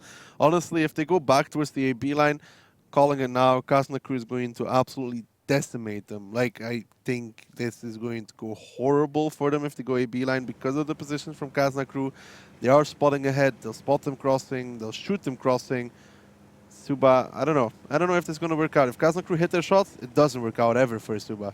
And this is exactly what you were talking about earlier on, Dak. You were saying in Suba just sometimes don't make the move, that they're hesitant, they don't commit when they should. And this is something that we noticed last season as well with the newer teams, that they have just perhaps it's an experience issue, but they just hesitate for too long before they decide to make a move, and it's usually totally the wrong move for the situation that they're in. Overus gets spotted out. They're going to have to counter push with the bad shot. There's Nexus and Piotr are waiting there, and it's really, really going to hurt if they get spotted out. Piotr takes a shot, then backs off straight away, 391 into the face of Andrew as Overus and Lucan start to move across the town area. Now Frawley's coming in as well behind them, and it looks like eSuba want to take the fight to Kazna crew in the top left of the map, but here comes the push right now from eSuba. Nexus is taking all the damage at the start from Kazna crew, but in return fire, Yuket is down to a one-shot. Tomasek is almost going to go down to one shot as well, and Kazna crew are able to spread the damage across their team as Colmy Piotr gets the first kill on Yuket's there. Dares now gets the kill on Tomasek. Colmy Piotr might go down a second, but not before Andrew goes down right before him. And eSuba are losing tanks, so losing HP, but Kazna crew have the HP and gun advantage. Suba is already out of this round. I mean, at this point, we said if they go AB line, they're going to get wrecked. They did. That was the worst possible choice they could have taken. Honestly, you got to say it like it is. This was not good from Suba. Very, very afraid there, and now all there's left to do for them is to pretty much die in this round. Vetso coming over with 2 shots here into Frawley. He's going to get connections. Haiba might go down to artillery, as Combat did have a shot, but he's not shooting. Now it's only Lucan, Overus, and Combat left as Combat fires. Haiba had already moved, so only hits him with a little bit of splash damage. Stefan's going to come off reload now and clip into a tank right beside him, not before the camera goes a bit wonky, so apologies for that. Stefan is getting the shots into Overus. Overus has no chance actually as Diplomat rolls over the hill behind him. Combat now the only player left for eSuba. Kazna crew going to take this first map here 2-0. And eSuba, well, that really was not good. Kazna crew still with almost 7k HP on the board, 6.5 actually. It was a very easy round for Kazna crew. I mean, honestly, it's throw away from Suba. That was questionable. This doesn't work in randoms, it doesn't work in skirmishes, it doesn't work in clan wars, and it doesn't work in 7v7. Well, let's look at it a different way then. So rather than what eSuba did wrong, what are the things that Kazna crew did right in this round? They didn't have to do anything. eSuba just drove into them. Kazna crew took control of one side of the map, and eSuba drove into them. All it is eSuba making a terrible decision. I mean, Kazna crew didn't do anything special. They just put aggression on the eastern side, backed off after. They had Haiba in the bushes. He would spot anybody on their flank. He didn't spot anybody. I mean, if he doesn't spot anybody, it's not hard to read. Oh, I haven't seen anybody here for a minute. Let me take a guess where eSuba is going. They might be going AB line, and there's 3 bachelors waiting there for them. And I don't know. eSuba really, that was the worst option they could have taken. Kazna crew just basically reading him like a book. Yeah, but they had all the information to them. Okay, top damage. I mean, top 5 players all coming out here from Kazna crew. Dares, Diplomat, Nexus, Stefan, Colmy Piotr. Completely one-sided. I mean, the top damage dealer here from eSuba was Combat and the artillery, and he was barely in the game. So, rather impressive here that the top damage dealers all coming out from the same team. It's not something we see a lot of the time in matches like this, unless it's very, very one-sided. And that's exactly what that match was. Yeah, it was very one-sided. And I did say, if they counter push like that, it's not going to work out. The only option they had was to go with all their bad shots, AB line, but they didn't. They had even one bad shot. I think Lucan playing around Diplomat there really didn't have any single effect into this round. If they wanted to counter push AB line, first of all, they had to do with all the bad shots. They didn't. They went with 2. Why they went with 2, but we need to ask them because it doesn't make sense. Because they spotted Piotr, he even fired. Piotr got himself spotted, so he wouldn't do that if there was nobody protecting him, because you can't run. You can't run from a B line. You can't run away from it if they counter push. In a way, it's like a bait as well, because like there's Piotr, guys, let's go get him. It's like, it's not even a bait, because if Piotr would do that when he's alone there, then it's like I don't know. So that gives them the information. There's more than one tank there. So they sent 2. Makes no sense. Makes no sense. That was not a good map for eSuba whatsoever, and they're going to have to recover on Himmelsdorf if they can. Yep, indeed, if they go 2-0 down on Himmelsdorf, it's going to be super, super bad for them. Not a situation they want to be in at all. Now, Himmelsdorf, one of the older maps in the game, one of the first city maps in game as well, and it's, I mean, there's nothing that really changed about it ever, really. It's just always been a kind of staple. It's never been a map that really it's been updated, has it, at all? I think only the rubble on the south side of the hill got changed slightly, and that's been it. I think it's always been just the exact same way it's always been. I don't remember any changes to it, at least, thinking about it. I think it's been the same for a while. I think it's only slightly with the physics changes that opened up some areas that you could go to, like going over the rubble, or vice you can go on the other side. But yeah, from what I can remember of Himmelsdorf anyway, it's always been the exact same. Just some angles have changed on it, really, from where people can shoot from. Actually, I think the hill changed a little bit around the castle, maybe. Maybe I'm wrong, maybe just people didn't shoot there. I don't remember. It should have been a while ago because it doesn't spring to mind anything. What does spring to mind is the Suba, their interview saying when they lose 2-0 somewhere, they go on tilt. So, yeah. Hopefully they don't go on tilt this time. This is a dig deep moment. We've seen this from Oops yesterday. Oops went down 2-0 and were able to come right back into it. So, dig deep, eSuba. There's still plenty more rounds to win. But let's have a look at the lineups here for Himmelsdorf. We're going to get effectively what is round 3, but it's the first round on Himmelsdorf. eSuba on the defense, Kasnakru on the attack. And vehicles we've seen used plenty of times here before in Himmelsdorf, Daki. Yeah, it's honestly standard lineup from both these teams. I mean, there's Suba with the double 1-1-3. Sometimes we see a TT there, rather just 1-1-1-3 or nice 4 of such. So a little bit more rotational lineup. They can go more aggressive with it if they want to as well. Kasnakru, fairly standard lineup though. I7, he can go 8 line, he can go into the window. That's just standard. Like, that's standard. The only question is how they're going to execute their plan. Indeed, how are they going to do it? Now, we've seen some impressive counterplays here. We've seen some cap rushes before in Himmelsdorf, and we've seen some push fails as well. I wonder what we're going to get this time round. Is it going to be a nice polished move, or is it going to be something that ends up into a scrappy brawl? If it does end up into a brawl, who are you going to give it to? Kazna. They should have the player skill every single day of the week. Yep, I'd imagine it would go to them. So let's find out if Kasnakru, can they go 3-0 up ahead against eSuba? Let's go to Himmelsdorf.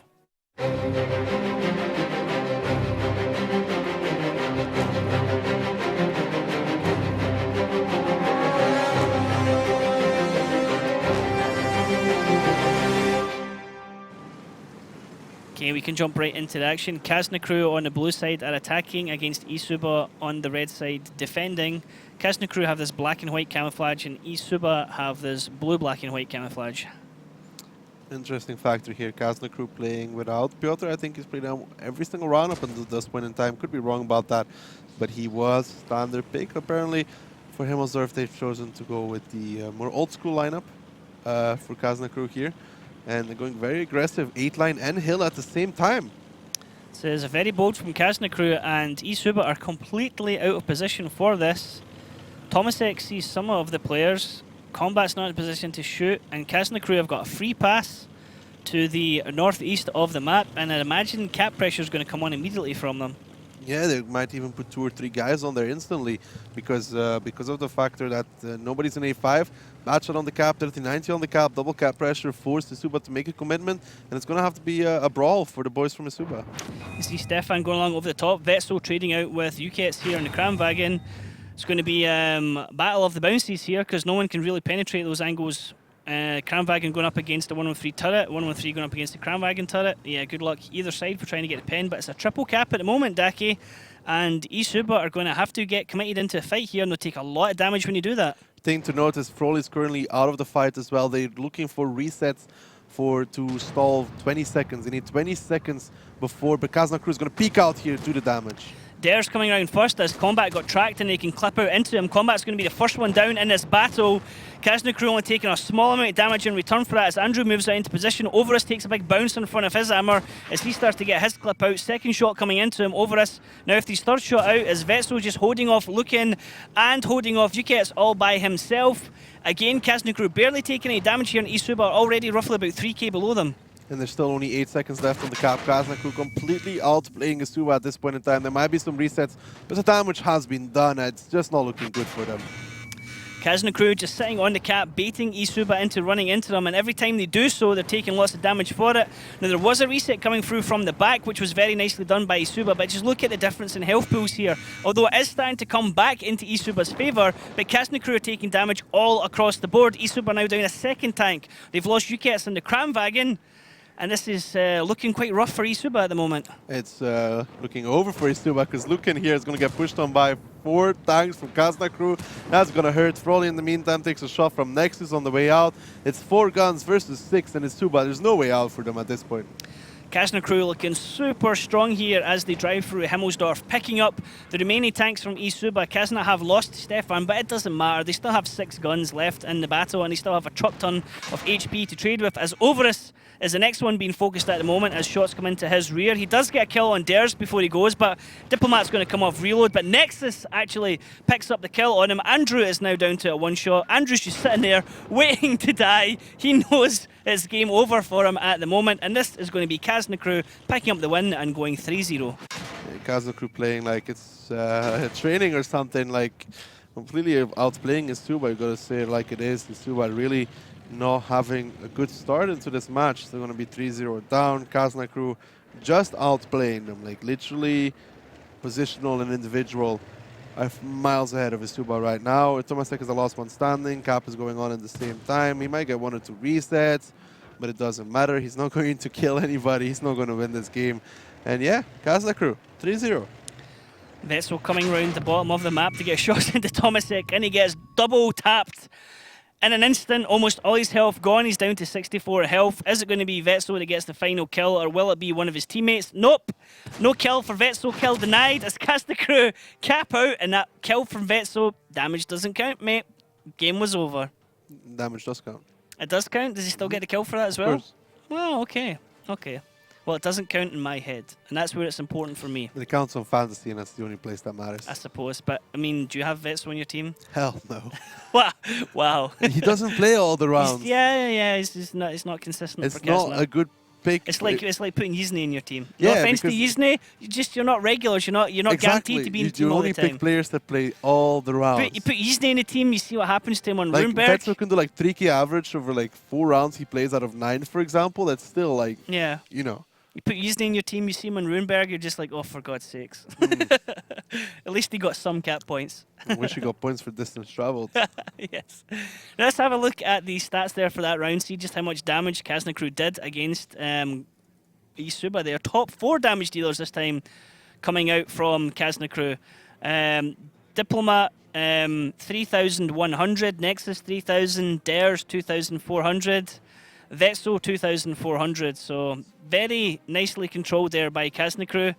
Next players coming in there from Isuba, you have Frolly 1.9, Lucan 1.7, Overus 1.7. But 3 kills for Diplomat and 2 for Nexus. So very nicely done there for Diplomat, stepping up. Yeah. I mean, damage kind of spread for the boys of Kazna crew. It's just like Isuba got outplayed. Their lineup was more rotational, more aggressive to take 1-2 line.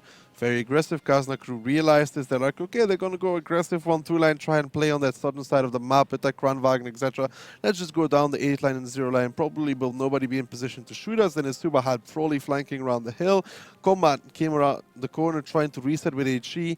He got peeked on by double 50B and he just instantly died. So it's like, I don't know what to say. Kazna crew just outplaying. Yep, I mean, taking nothing away from Isuba, that seemed like a very quick round for Kazna crew, and it did seem a bit of an easy mode from you said. It seemed very much like a training round. If it continues to go this way, it could potentially be one of the quickest 5-0s we've seen all season. I think the only one that might have been quicker was Isuba Gunrunners, where there was pretty much no fight whatsoever between the two of them, and Gunrunners got steamrolled. But, I mean, that's the breaks. Isuba always have the potential to come back into it. They could take a round here on Himmelsdorf. It'll be 3-1. Then we go into Ghost Town. Kazna crew, not exactly super hot on Ghost Town, but they have been playing it a lot this season, and they have been surprising people as well. So you still believe in Isuba? I don't know. It's a hard one to call, to be honest. Kazna are looking very strong right now, so I would give it to Kazna probably a 5-1 or 5-0 at the moment. Again, I don't want to take anything away from Isuba, but just Kazna just looks so strong against you right now, lads. I'm sorry. Going on these Yeah, it past just 3 doesn't rounds, look good for Isuba. it's very one-sided. Very, very one-sided. Especially after that last round and then Muravanka round. It's not even close, and Isuba will know it as well. The Muravanka round would have been like disheartening, and then this round as well would have been disheartening because it went so quickly in They just Kazna's got favour. outplayed, like initial strategies were completely in the favor of Kazna. Yeah.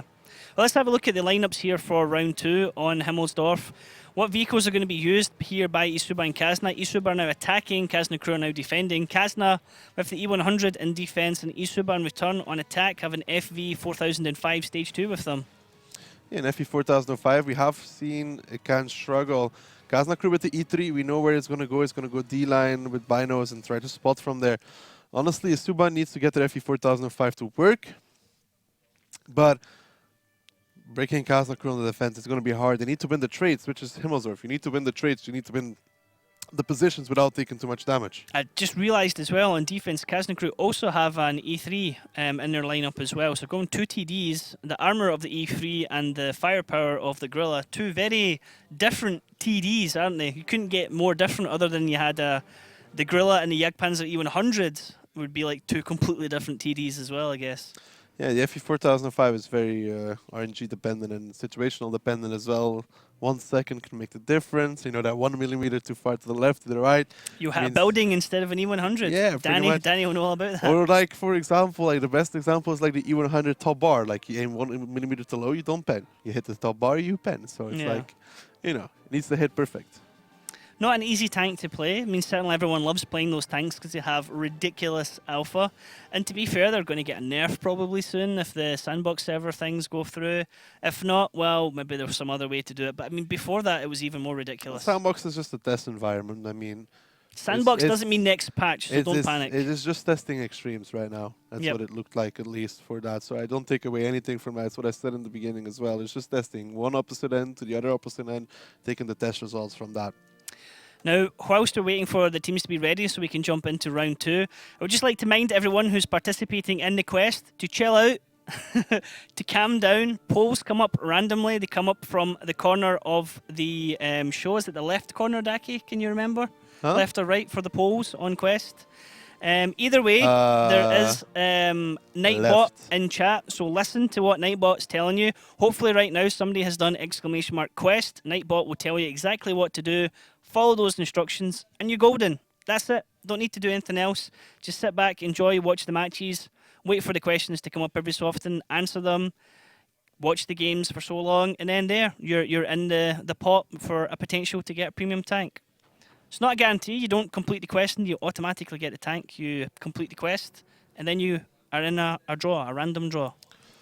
I'm going to win it anyways. You're not going to win it. You can't take part because you're no way of doing the polls, Daki. Says who? Says me, because you don't have the stream up anywhere. We can change that. Just quickly try it. You're way too late for the polls if you're only joining for the second match. I can manually put my name in there. But yeah, I'd love to see how you do that. But anyway, don't worry, guys. We do give out a premium tank for every show. We do 4 shows a week, and we still have at least, 3 to 4 weekends still to go, I believe. So there's still plenty of opportunities for everyone to win a tank. So enjoy the show, chill out, and just listen to what Nightbot's telling you. It's up a bit too high. Now, you think things are going to go Kazna? I think we're going to go 4-0 up? 3-0 down, is too bad. Doubt they're going to recover. I mean, they are not that experienced. They are not Ding. They're not Kazna. They're not those. They're not Oops either. Those are teams with a lot of experience on how to play and how to do things. And I just don't feel like like the entire matchup so far has been horrible for them. They've made mistakes. Kazna crews outplayed them. Hasn't even been close. It's like 25 minutes of game time so far. So like. Yeah, it has been like a really quick battle between the two of them. Now, I think I'm going to have to agree with you. I think I'm going to have to give it to Kazna now to go 4-0, and I think Kazna will potentially take a strong win as well on Ghost Town. Happily, as we say earlier on and multiple times this season, happy to be disappointed. We could get a longer game. But let's find out, because the teams are ready to go here on round 2. We have Isuba, red side attacking, Kazna crew, blue side are on defense. So let's find out how this one goes. It's going to be interesting to see how this one is going to go. Koma going to standard position. I mean, Kazna just doing standard as well. Also about Haiba is just holding in the 100 towards the B line. while the rest of Kazna crew is in defending the 1-2 line. And we're going to have to see how Isuba is going to approach this one, because right now Kazna crew has all the angles spotted, and Isuba just needs to... Oh, that's what are they going to do with the 1-1-3 straight across the courtyard? This is going to be interesting. Bold tactics here, running right across the courtyard here. Ukets and Lukin are leading the charge. Lukin takes a shot into the side, as does Ukets there. So that's Diplomat actually getting a shot into Ukets. Lukin's decided to stop at the fountain. Now this fountain's quite interesting because a lot of players duel one-on-one here, Daki, don't they? It's a hard to play fountain, but Haiba does not have the advantage on this position because Lukin can pick cooldown if he wants to. Haiba would have to get lucky to penetrate the shot, and now, right now, Isuba is missing kind of an opening. I don't like this fact that they're holding in the K9. I would much rather have seen their 50Bs come over the hill and take down Haiba almost instantly. Get 3 on the cap. Like, honestly, this strategy would have been ideal to put 3 on the cap, but Nexus might overcommit, but Lukin here is getting wrecked. Lukin has no cover at the moment as the peak was coming round from Vet, so first he had to move to avoid those shots, so it meant he had an angle from somebody else. Ukets is staying in the corner, and Lukin is just a punching bag at the moment for the boxers of Kazna, looking for that knockout hit. One more shot and Lukin's going to go down. He's surviving on 40 health. Look at the module damage as well. He's got a dead driver, damaged tracks. He repaired all his modules, but he still has a dead driver. He's limping away safely, but I don't think he's going to last much longer. You know, Kazna crew already have a massive lead in this round as well. Lukin just about surviving, and honestly, like I said, I thought Isuba, the play might have been interesting if they, for example, went off the hill at the same time, 0 line with like 250Bs and a bad shot, rush the E100, just take the first shot of damage, don't care, kill him and start capping and force Kazna crew to rotate. The 1-1-3s, they will last a little bit in that center, but even Lukin would last a little bit. And honestly, if they did that, I think they would have an advantage in this round because they would have triple cap pressure, but holding this trap in the K-line, no. Diplomat finally picks up the kill on Lukin there, as you saw Haiba trying to trade between Frawley and also Overus, who is directly south of him. Haiba able to just park on the corner, and now we can see that Frawley has driven away from that position. Overus now down onto a one-shot as well. He's on 11 HP. You can pretty much sneeze on him and he'll go down. And this is not looking great at all for Isuba, and Kazna in complete control of this situation right now. Ukets didn't even penetrate that shot onto Diplomat. He's going to be happy about that one. Kazna crew is already up 3k, more than 3.5k HP up. Does Isuba have a chance? Technically, yes. Realistically, no. There's always still a chance, but it is looking like it's getting smaller and smaller by the second, never mind by the minute here from Isuba. Looking for connections there. Can the FV connect on Stefan? No. Stefan's return shot misses and connects into the wall. Combat hitting that could have been perhaps a big change, but Kazna crew still have 7 guns in the game, 7 tanks, and Isuba are now down to 6 guns, but Overus is really not going to be able to commit into any kind of fight when it happens. I think Kazna crew will close out the round very soon here. I mean, they're already starting to move aggressive. They know they have an advantage. Haiba here, and a little bit of an issue, because he has multiple angles to cover, but he's D100. You want to take the damage on him anyways, and now Kazna crew, I think, is starting to close out the round. Andrew being focused here by Kazna crew at the bottom of the map as Haiba is just bouncing shots at the moment. Let's actually listen into Isuba and see how they can survive this fight as Kazna crew look for the killing blow. Musím odjet. Nejdu pro tu 90.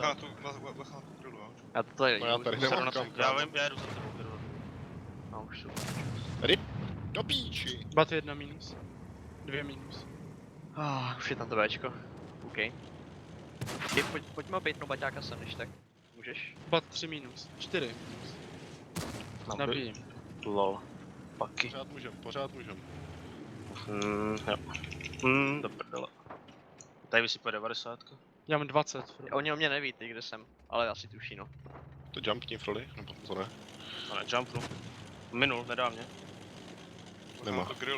Kolik mám? Nemá. Nemám. Bčka. Do pičí. To pojďte tohle. Fokus. Já Serniktra. neudělám nic, že jo. Ještě jednou, dáme uníru?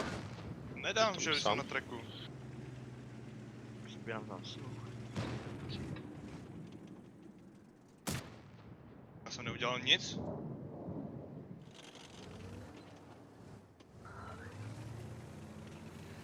Quite a passive team speak there from Isuba there, Daki. I mean, they're an all Czech team. I obviously don't understand really much Czech apart from hello. But yeah, they don't seem to be... It's very different, for example, from Oops' team speak when it wasn't going their way. Seems like they've almost accepted defeat, honestly. That's what it looks like. Frolly here tracks Diplomat into him. Yeah, feels bad, man. Tomasek here might get 1 or 2 shots of damage, but he's going to go down after. Yeah, 4-0. And again, in this round, that 1-1-3 play in the courtyard, it was interesting. It was interesting against the E3. I thought it had potential, not the way they executed it though, because I don't think that keyline trap is so effective for it, because you could see what happened to the 1-1-3s over a long period of time. I really think if they came off the hill with a bad shot and 250Bs, rush the E100s, just take the damage, right? Who's going to be quick enough? The Gorilla. And then you just get onto the cap, the 1-1-3s do as much damage as they can in the courtyard, the FV 4005. He sits somewhere at the 8 line, trying to make 1 shot of damage, and I think they triple cap the game and win. With the courtyard push, UK's got into the top corner. Yeah, Lucan stopped at a terrible and position. I was going to ask you, like, where Lucan's stopped, that was a nightmare position for him, wasn't it? Horrible. Should he have been further over to the left as well with should have been with UKets. I think the play they wanted to do is to cross over towards and try to double team the E3 or some sort of. That's the only thing I can imagine. But Lucan stopping there really didn't help. Okay, well, let's have a look at the stats here for damage done. Diplomat coming out on top for his team. 2 kills, 9 shots, and 3.4k damage in the grill. Dares and AMX 50B, 3.2k damage, 13 shots, 1 kill. So top 2 damage dealers coming out from Kazna again. Then Frolly, then Andrew, then the next 3 coming out from Kazna Crew. So again, an absolutely dominating performance from Kazna Crew on the damage stats. Pretty much all first page Kazna Crew. We saw earlier on it was top 4 damage dealers. Before that it was top 5 damage dealers for Kazna. Here it's top 2, then it's 2 players from Isuba, but then the next 3 Kazna Crew as well. So very, very one-sided at the moment. Yeah, Stefan didn't get to do much in his E3. He got flanked at one point as well. Didn't get to do that much. But it's a very, very quick round here for Kazna Crew, and Ghost Town coming in as well. I don't know. I mean, when a team goes down 4-0, it's almost impossible to recover. We've seen it like once or twice. This season we've seen it once. Last season we've seen it once or twice as well. But against Isuba, I don't think Isuba is going to be able to do it.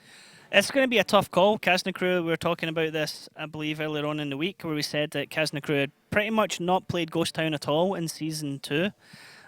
Season 1, sorry. But in Season 2, they have put in a lot of practice into it. They have been playing on it quite a few times. It's their second most played map right now. Yeah, so it's not a map that you can say, okay, we'll put Kazna Crew on that map and think that they're going to struggle. It'll be interesting to see if Isuba come up with anything new, anything that we've not seen before. 100, double T95. Possibly. It could be a surprise, but I think Kazna Crew being one of the more veteran teams in the way that Ding is as well, that they're going to be able to react to that and deal with it. I think at 4-0, all Kazna Crew has to do is make a good push together. Just play steady. I mean, we talked about this even before. Play steady, I think just pretty much rush them. Utopia tried this with Ding, and it was like the worst team you could realistically try and do a crazy tactic with. And if it was Utopia against maybe Gunrunners at Isuba, that might have worked. And I don't think Utopia against... tried to play a Mouse and Morvanka against Kazna Crew and tried to rush him in first to take the damage, which I remember vividly. Didn't really work out. I don't think you can really surprise Ding or Kazna Crew like that. I think you can only catch out the lesser experienced teams with something might be able to surprise them. It depends if they've seen it or not. Because if you see something you haven't seen before, you need to figure out how to react again. Because a lot of teams work on the fact that they know what's going to happen and react accordingly to that. So. Yep. Well, let's have a look at the lineups and see if there is any surprises here and something we've not saw before. And hello, Mouse. Mouse for Isuba. Possibly to defend the B line or some sort and shoot the cap and have a lot of HP and angle on the corner to spot into the cap and try and reset it that way. Still, going to give it to Kazna Crew no matter how many Mouses Isuba would bring. Yep, Kazna Crew sitting with the advantage here on match point, 4-0 against Isuba. Kazna Crew going to be attacking from the blue side. Isuba going to be defending from the red side. And this Mouse could have a major impact in the battle, or it could just be a sitting duck. Let's find out which way it's going to go as we go to Ghost Town.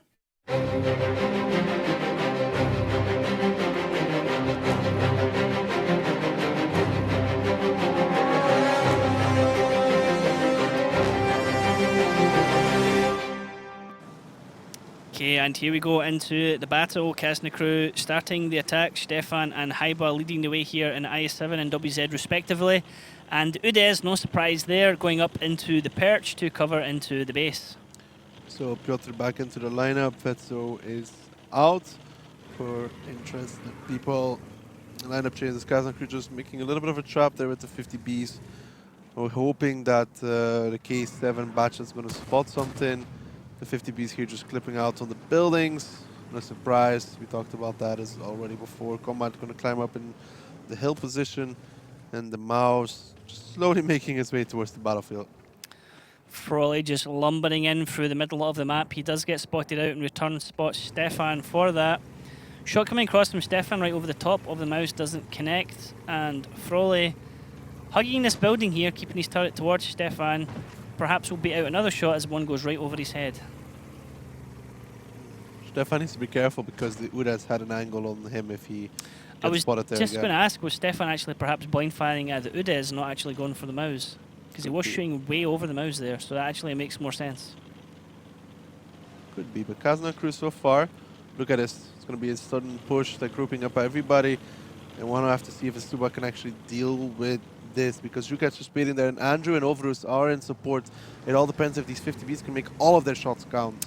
Big rotation coming round from Kazna down the bottom. They are looking for someone to kill. Ukets is going to see this, and he's going to just drop down behind the cover. Will they go after him? Nope, they're just going to turn into town. He sees Call Me Piotr, but the rest of Kazna crew going to get the drop onto Overus and Andrew, and we're going to get a hell of a fight here in a second, Daki. Yeah, in a second, but not just yet. I think they're going to keep pushing, and right now I think the fight's going to start. Okay, well, let's have a listen into Kazna crew's team speak as they make this push. -1, maybe. Okay. Let me fight him. Yes, I'm reloading. Can Can somebody give the B1? Can somebody give the B1? He's going for you. I'm gonna push the beast from I will finish, but I have 15. Once I don't pick, go back. If you buy some time, I can rape all of them. I can rape this B. Can you give one? I need one over. Okay, I can't finish, can't finish. I'm on reload. Kran's on reload. We need a different guy on the flank of the Kran. 20 seconds. I will go. I'm going. I am dominating all of them. You can just chill. I can rape all of them. Okay. Can we get one tank behind me? Can we get one behind me? But watch out, TP. Batches AP. Udas is raping. That's what it is. Yes, don't peek towards Udis. Yeah, Udis is I'm angles. dead. Wood is shooting. Can we get different angle on Kran now? We have them locked. Come on, we need Batchat AP behind the Kran. Access to aim shot? Yes, 5 seconds. They are all locked. I am on top. Yes, they are locked. I'm We on have reload. this. I'm Udas watching shooting. Diplo's corpse. Mouse I'm crossing. watching your back. I'm watching your back. Ooh, yeah. I go for Udis. 15 seconds on me. Can I They are pick the one on Mouse 3? aiming me. Mouse shot. I am fine. I'm fine. Do you know where the B is? I have them locked. You can Well, be no, on he's these like- things. I'm spotting Udis. Okay, I will aim him. I can give him one. Who is else aiming? He's I'm on also aiming. He's on the right side. He's on the right side here. Okay. Next time you can just I will hold give him it. one. Yeah. Nice. Is they going there back? I still have them. Hey, it's Stefan roll here. Just Mouse roll aiming at me. Mouse aiming at me. Okay, I'm on mouse. 3 seconds. And now I have AP only. Oh, Mouse aiming at me. No, we just wait. Mouse shot. No. Okay, The beast still stuck there also. Multi, go You from can left. wait. You can wait. Go from left. Kill mouse. But you can wait, Multi. You can Shoot wait for the the mouse. others to join you. This is bad. I have one finish. more. we shot a lot. I have lots of HP. I have no His time. name. One more shot onto Frawley Daki, and he goes down. Andrew is on a 2-shot. He goes down, and this is it. Kazna crew are going to take this one 5-0, and this is a very dominating performance from them. Yeah, even in this round, they went for the fight. As I said, they did. They won it. This 50Bs really didn't get to do too much. They got kind of locked out. The Kranwagen, once out of ammo, was stuck as well.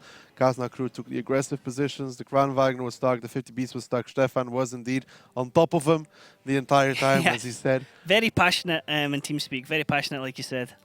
Yeah, he was on top of them the entire time. He had all the rotations locked down, and Isna went to go spot the Udas, but at that point it was already won. He didn't even have to spot the Udas. He could just drive in behind them, and they would still kill all of them. So. Yeah, it was interesting because like we're going to spot Udez. It was like Udez is gone, and like combined fire from Kazna in that instant was obliterating him. Absolutely like removed off the battlefield.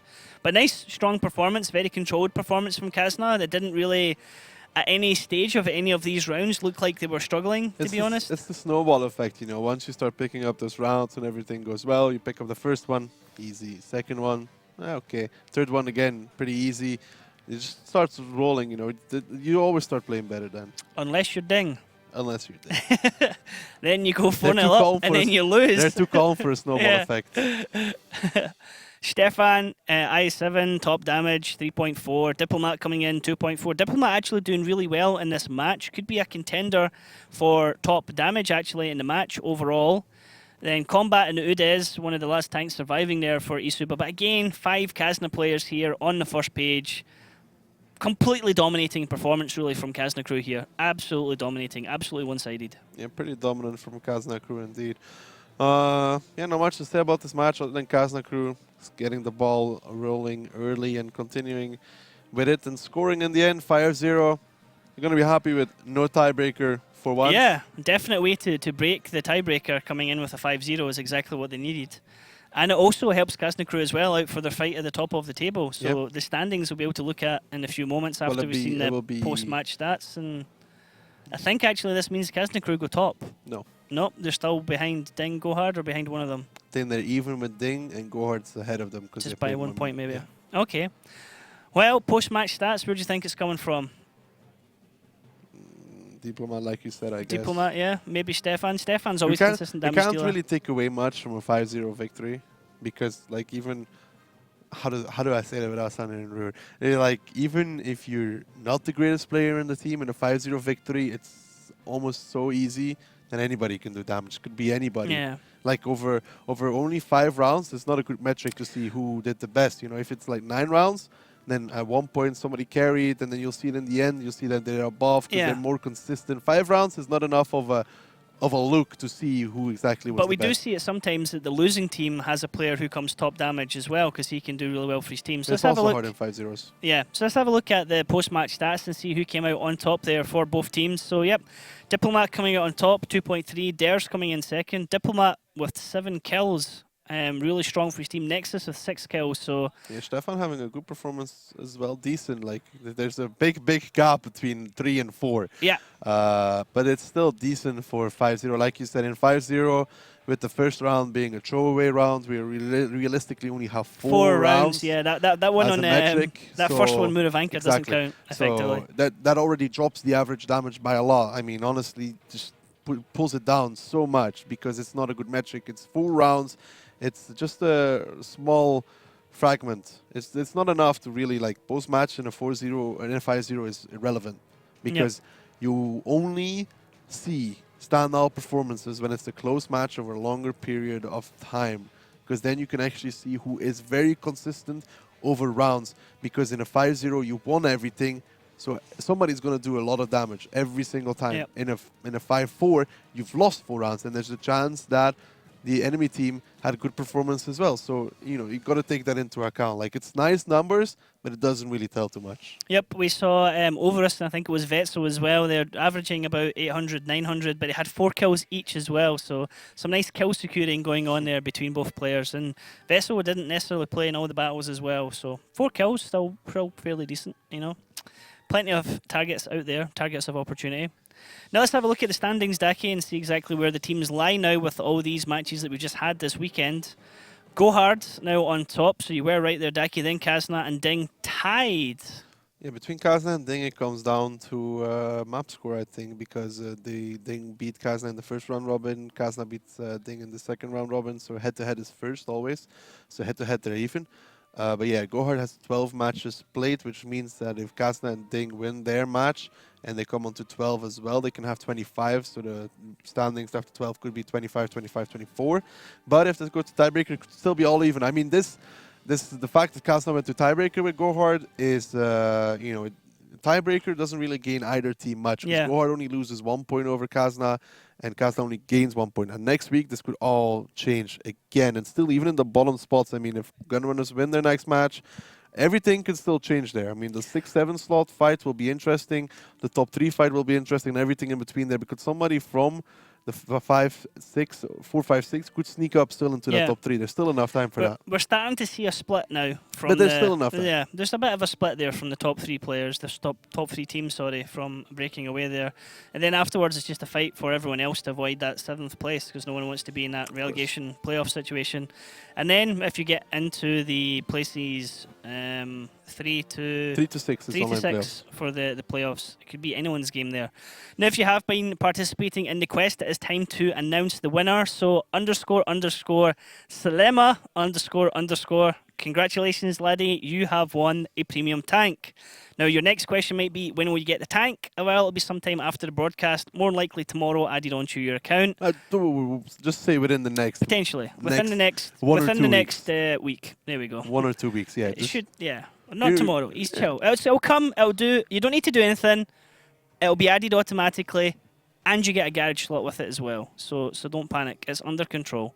If you don't get it within a week, send me a message in game. My game name is Dekilzor, and I'll get it. No, it's Ektar or Dekilzor. We'll make sure it gets sorted out for you. Thanks, we will. Ryan. We'll crack some knuckles and get it sorted. Can't help Mojo get a Scorpion though, so we tried about that one. So now the schedule for next Thursday, when we're going to be back at 7 o'clock or 7 p.m. We're going to see Gunrunners versus Ding and Isuba versus Utopia. Honestly, predictions are out the window for these two. Even that, I mean, Gunrunners did beat Ding last time, but it's a different round robin. Ding should. Like, honestly, this could be, unless some Gunrunner shenanigans come out again, this could be a very, very quick match day, because if you look at just standing-wise, Ding and Utopia should have the victory. And arguably, both these teams want to pick up something along the lines of like 5-2 against these teams. It's not like disrespect to Subaru Gunrunners. It's just both these teams want to secure themselves. Both these teams want to show a good performance. They want to keep in that top 5, top 4 positions. And they want to have a strong showing. So that's what they should be aiming for. Yep, and there's no taking away as well that Gunrunners and Isuba are the 2 new teams in the league, so they're the less experienced teams in the league. Starts manning more and more over a longer period of time when, you know, the tactics are getting used. You need to work on player skill, adaptability, flexibility, like quick stuff. That's all where they should start falling off compared to the older teams. And as well, something you and Mojo talked about at the start of the season as well is, at this stage, it's not necessarily hyper important between the teams. I mean, obviously all points are vital, but if the teams trade match for match, then it's that third match. Then it's when we get to that last stage. The third round robin will be the one that matters. Third round robin, yeah, that's when they start to get the real nitty-gritty and see what the teams are made of. It will decide the head-to-heads, pretty much. Yeah. It always decides the head-to-heads. So that's going to be real exciting to see how it goes there. You guys have been an awesome audience. Thanks for staying with us this evening. We are now going to go away, and we'll see you again on Thursday at 7 p.m. CET. So tune in then, and thanks for watching.